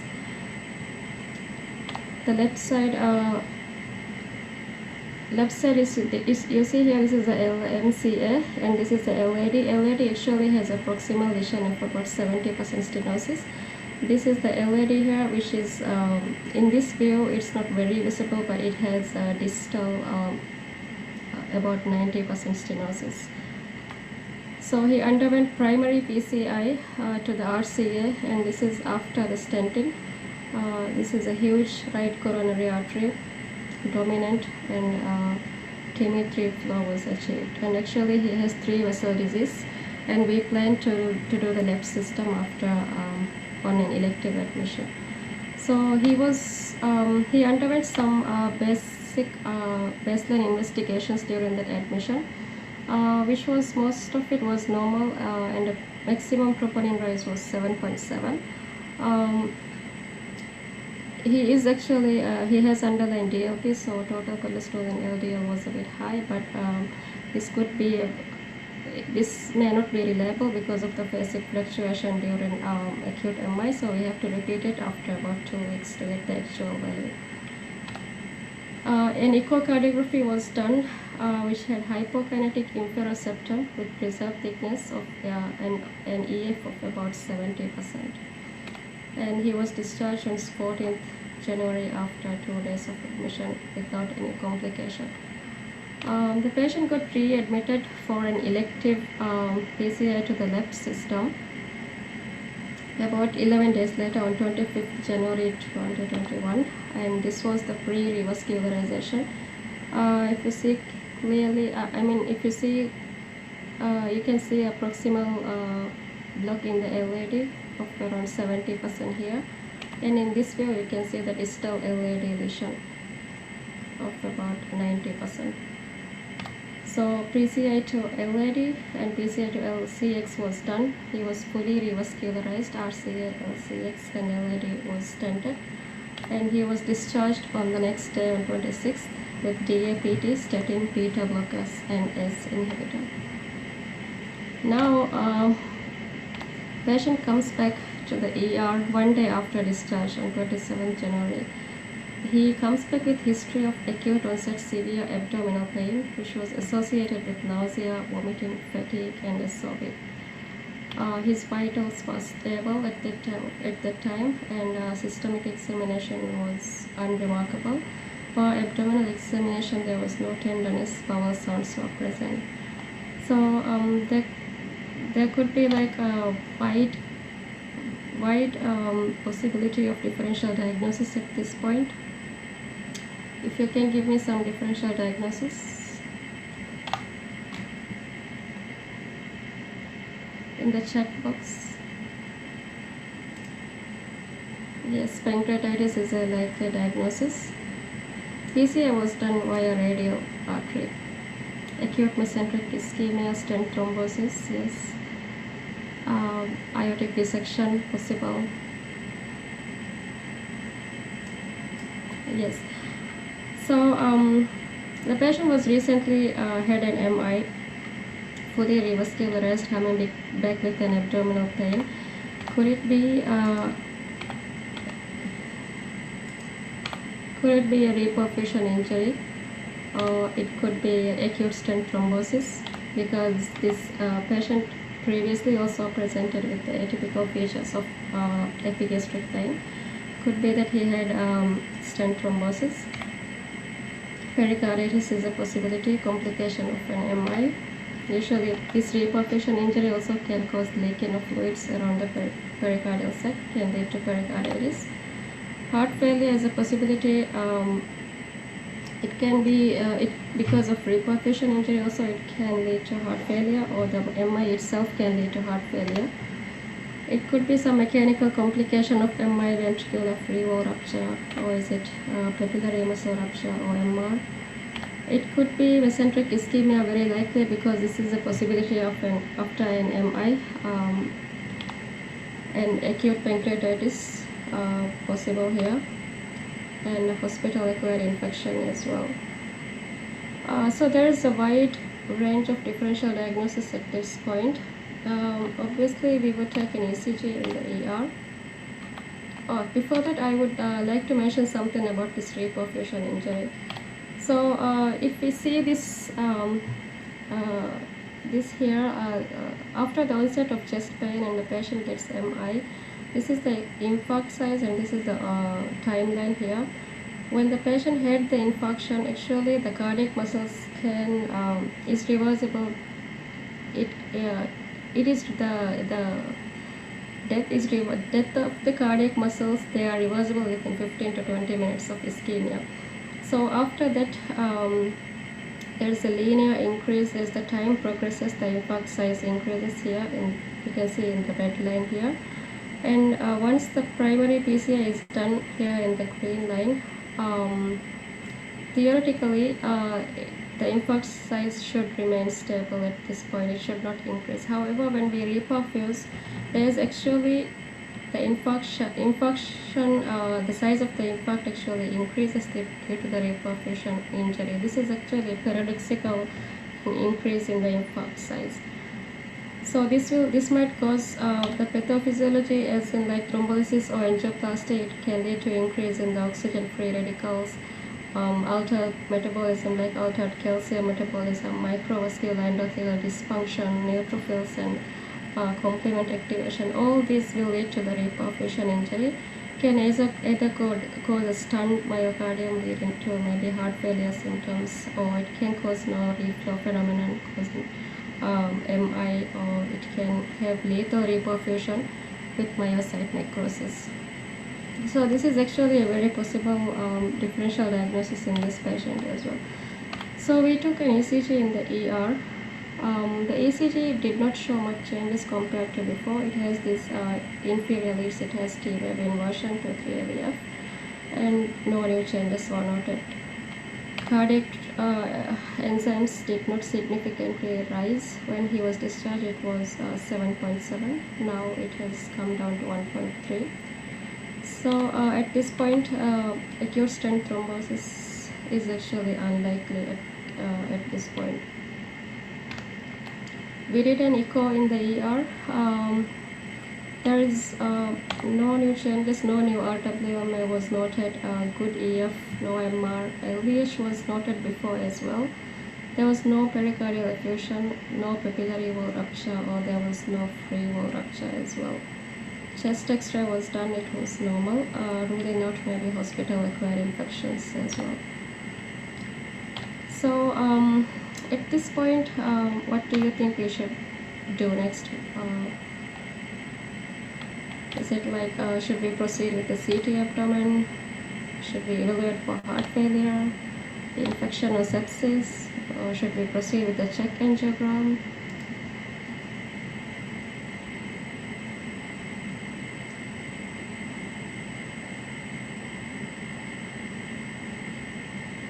Yeah, serial troponins, evaluate for acute abdomen. Yeah, so we need to at this point evaluate for the acute abdomen, because mesenteric ischemia at this point is very likely, and if we diagnose it late, the patient may have lethal consequences and complications. So mesenteric ischemia is actually it presents after MI. The main cause would be like mesenteric artery embolism. But in studies it has found that usually this is seen with myocardial infarction with associated atrial fibrillation, causing these arterial embolisms to the superior mesenteric artery. However, It can also be due to a non-occlusive infarction, for example, in heart failure where there is low blood pressure, there's hypoperfusion leading to mesenteric ischemia as well.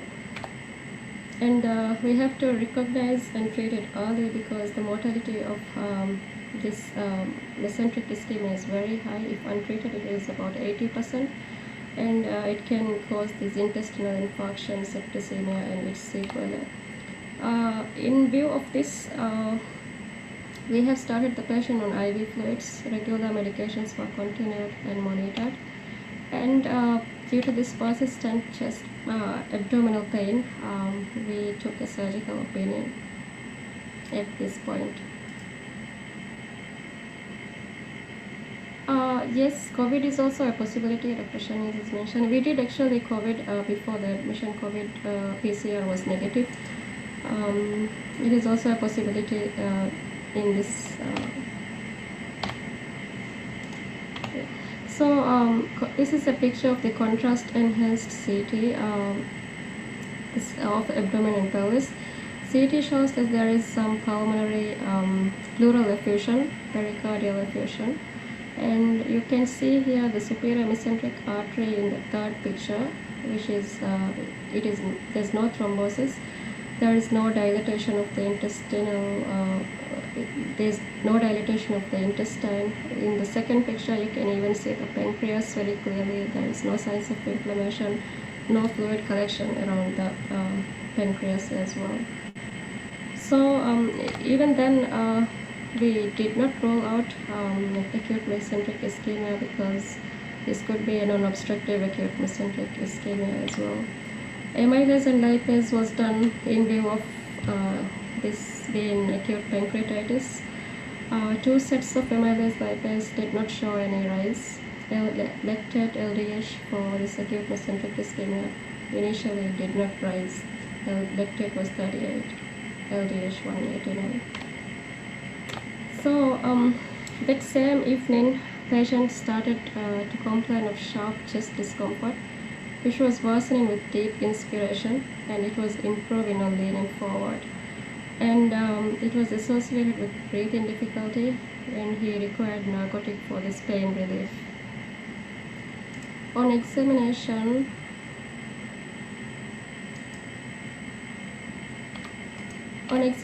he was tachycardic at this point, tachypneic, hypotensive with elevated JVP. There was bibasal crepitations, S1, S2 were hard, there's no murmur and no pericardial rub. So due to this, we were actually suspecting at this point, could it be pericarditis or it could be heart failure. So again, we have repeated the ECG. This time, there is sinus tachycardia here. The 2-3 AVF, if you see, there is downslope and ST depressions with the same T-wave inversions. This could be because of the tachycardia. And if you see V4, V5, V6, there is some new ST depressions you can notice in lateral leads. And also a point to notice here is we were suspecting pericarditis at this point, but however the ECG did not show any features of suggestive of pericarditis. There was no PR depression, no ST elevation. So we continued. We did an echo at this point, bedside echo. The clip is not very good, but you can see here that there is pericardial effusion in this echo clip with the LVH.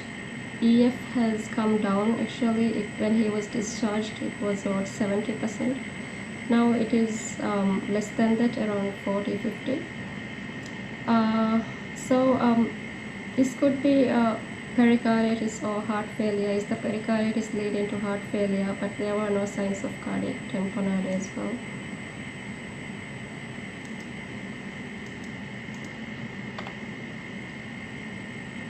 Oh yeah, but and also we have noticed that there was like new RWMA in this clip. Lateral wall was hypokinetic, which was not there in the previous echo. So at this point, IV fluid was stopped. In view of pericarditis, we have increased the assay to high dose. NIV support was started, diuretics initiated, and cardiac protocols were continued at this point. And also the echo has actually MR, maybe due to the heart failure. There is new MR as well. So lab investigations were sent. Some significant investigations I have kept here. As you can see here, the inflammatory markers at this point has significantly raised. TLC came up from 9 to 16, CRP from 0.5 to 5. ESR came up from 2 to 13. However, the cardiac enzyme did not significantly rise. Amylase lipase still same. LDH, there is a increase in LDH and lactate at this point. So in view of heart failure, we have sent NT-proBNP, which was very high, 2067. Procalcitonin was sent to rule out sepsis. And at this point, I would like to mention that we actually repeated the COVID PCR as well, and have sent the COVID IgG also to rule out any previous history of COVID as well, but it was negative. Cardiac protocols were continued, and as you can see here now, there is a significant rise in troponin I from 1.9, it came up to 61.9. We were thinking, is it acute stent thrombosis, or is it myocarditis or perimyocarditis? However, in view of this new RWMA with new ECG changes, with this disproportionate increase in these cardiac enzymes, we decided to proceed with check angiogram.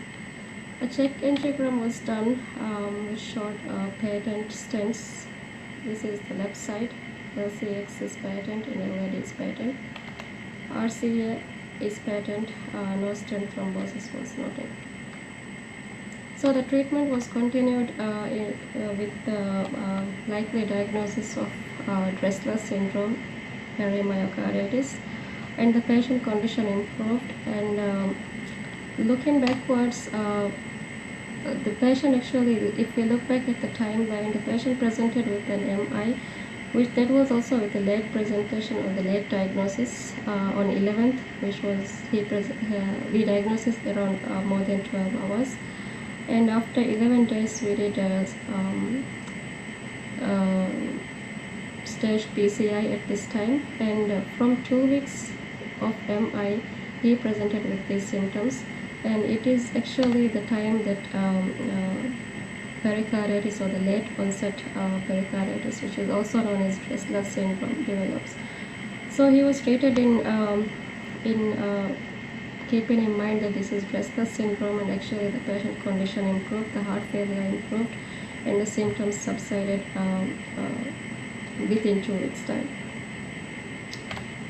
So why this was Dressler syndrome?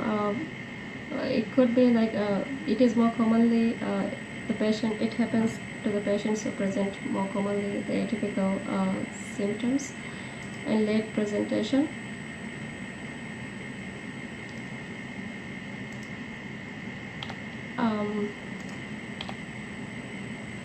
Patient had pleuritic chest pain, pericardial effusion with raised inflammatory markers, and he also responded to this high dose of ASA. So we could only connect these dots by looking backwards, making a diagnosis, a unifying diagnosis, which actually the principal explained in this Occam's razor. And the patient improved, and he was discharged on 5th of February. Currently, the patient is well, his EF has improved, and there is no recurrence to this date. So short look on the Dressler syndrome. Dressler syndrome actually comes under the post-cardiac injury syndrome, which is under the post-myocardial infarction pericarditis, and it is a late post-myocardial infarction pericarditis, which usually presents about 1 to 6 weeks later after the MI. It was first diagnosed in 1956 by Dressler, and the incidence of this is more common in the era before the reperfusion. And after the reperfusion era, the incidence has decreased dramatically. However, it is still seen around 3 to 5% of the cases, the incidence. The pathophysiology, due to the when there is an MI, the myocardial injury releases these cardiac antigens and they stimulate the immune response. And these immune complexes actually deposit in the pericardium, pleura, and lungs, eliciting an inflammatory response. And the points in favor for this diagnosis was it has a latent period, and the patient presented after this latent period, during this latent period, with the coexisting pleural effusion, pulmonary infiltrates, and he responded to the anti-inflammatory medications. And this condition is usually self-limited. Clinical symptoms, clinical features, usually they will have a pleuritic chest pain in about 80% of the cases, with a low-grade fever and dyspnea in 50 to 60% of the time. And mild to moderate effusion both in the pericardium and pleural space, with the pericardial friction rub, which was not there in our patient. Usually there will be elevated markers of inflammation like CRP and ESR will be elevated with leukocytosis, which was the case in our patient as well. Normally in pericarditis, the ECG will have concave ST depressions, widespread concave ST depressions with PR depression, and in AVR we'll have PR elevation and ST depression, reciprocal changes. And there are stages of pericarditis. In the stage 1, there will be widespread ST elevation, PR depression, reciprocal changes in AVR. In stage 2, there will be normalization of these ST changes, generalized T-wave flattening. And in stage 3, flattened T-wave become inverted, and in stage 4, the ECG will return to normal. And 50% of the people will progress all these 4 stages. Management, usually the mainstay of management is NSAIDs and colchicine.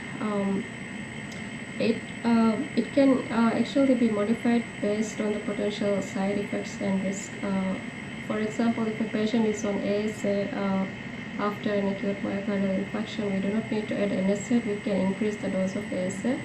And keeping in mind that these NSAIDs such as ibuprofen, they will interfere with the antiplatelet aggregation effects. And this NSAID or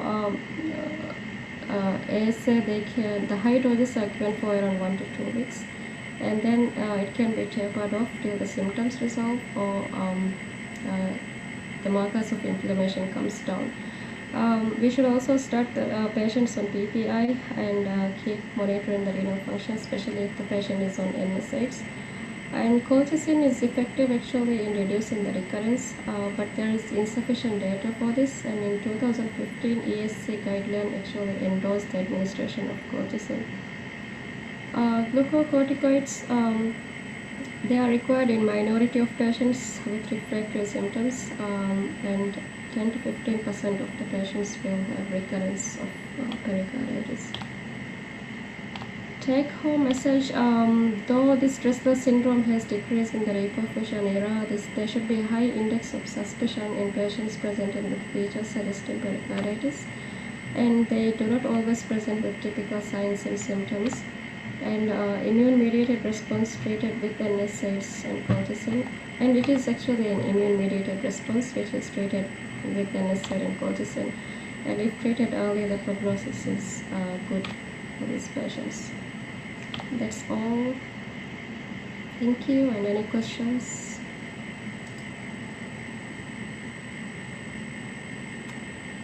Yeah, ECG is not. Shaupa. Was an interesting presentation. Nice. Mostly interesting perspective in this case, actually, that usually in the era of revascularization, the incidence of breast stress is drastically. If you look at the articles and all, you find a lot of the times breast is labeled as post-cardiac injury syndrome or post-cardiotomy syndrome. So basically, it is, mostly surgeons have been more familiar with this syndrome. Sometimes it so happens that sometimes after an NSTEMI, for whatever reason, you send a patient with recent acute coronary syndrome to a surgeon, there's been case reports where there was severe inflammation and surgeons couldn't actually do bypass. So basically, it's more of an era that mostly conventional cardiologists in the good old times before the era of interventional cardiology, before the era of these new thrombolytic therapies and reperfusion injury. So the odd thing for this patient, even though it was a late presentation in the sense the MI had evolved, but patient underwent complete revascularization. So I mean, not with a lot of delay, because usually, of course, myocardial injury happens after 20 minutes of coronary occlusion. So there will be an irreversible damage at cellular level. So whenever a patient is presenting late, definitely the scar and inflammation will be there. But the thing is, after complete revascularization, it is a bit unusual. The other thing was the EF had dropped. So usually in wrestlers, it is mostly limited to the outer covering of the heart, pericardium. So there was some element of myocarditis in this patient. Actually, if you look up the case reports of wrestlers, you would hardly find myocarditis. So we really investigated for any other cause actually, for any associated infection, because it was during the pandemic. Of course, we thought about a peri-COVID or some sort of COVID phenomena, but there was no evidence to link otherwise. So it is a kind of an atypical presentation of a wrestler.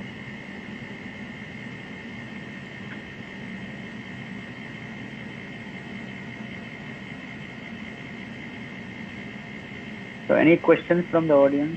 Otherwise, we can wind up regarding any presentation or anything.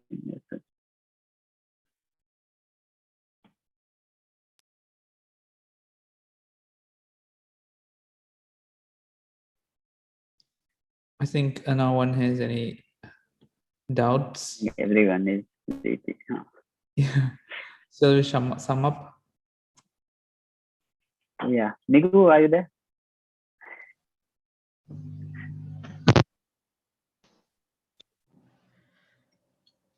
I think all the presentations were pretty good,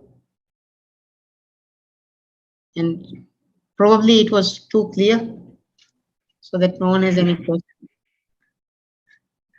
No, I think probably it's a pandemic, and actually one of the major audience would be physicians, internists, and of course medical officers who are probably busy at various facilities and taking care of patients. That may be one of the reasons. We had a school of thought whether to postpone, but this has been postponed enough time, so we thought we would anyway get it over with. So we didn't want to delay. Of course, once we are beyond the pandemic and all, in the next CME or whenever the cardiology turn comes in the MMA CME, we'll try to have more interactive sessions with a wider audience. Domingo. Yes. Modo. Then in accounts EMA MMA. Gynae. I'm not sure actually. I think gynae, no? Yeah, I think next is gynae. Yeah. Next is Gynae. gynae. So everyone should attend it. So today is, I think it's time to switch off our lights. Yeah, blackout. Thank you all for attending. Thank you, Mod. I want to thank Isnin also. Isnin design Konikatpuri. All the good poster is Isnin's work. Yeah, good, great. Thank you, Dr. Isnin.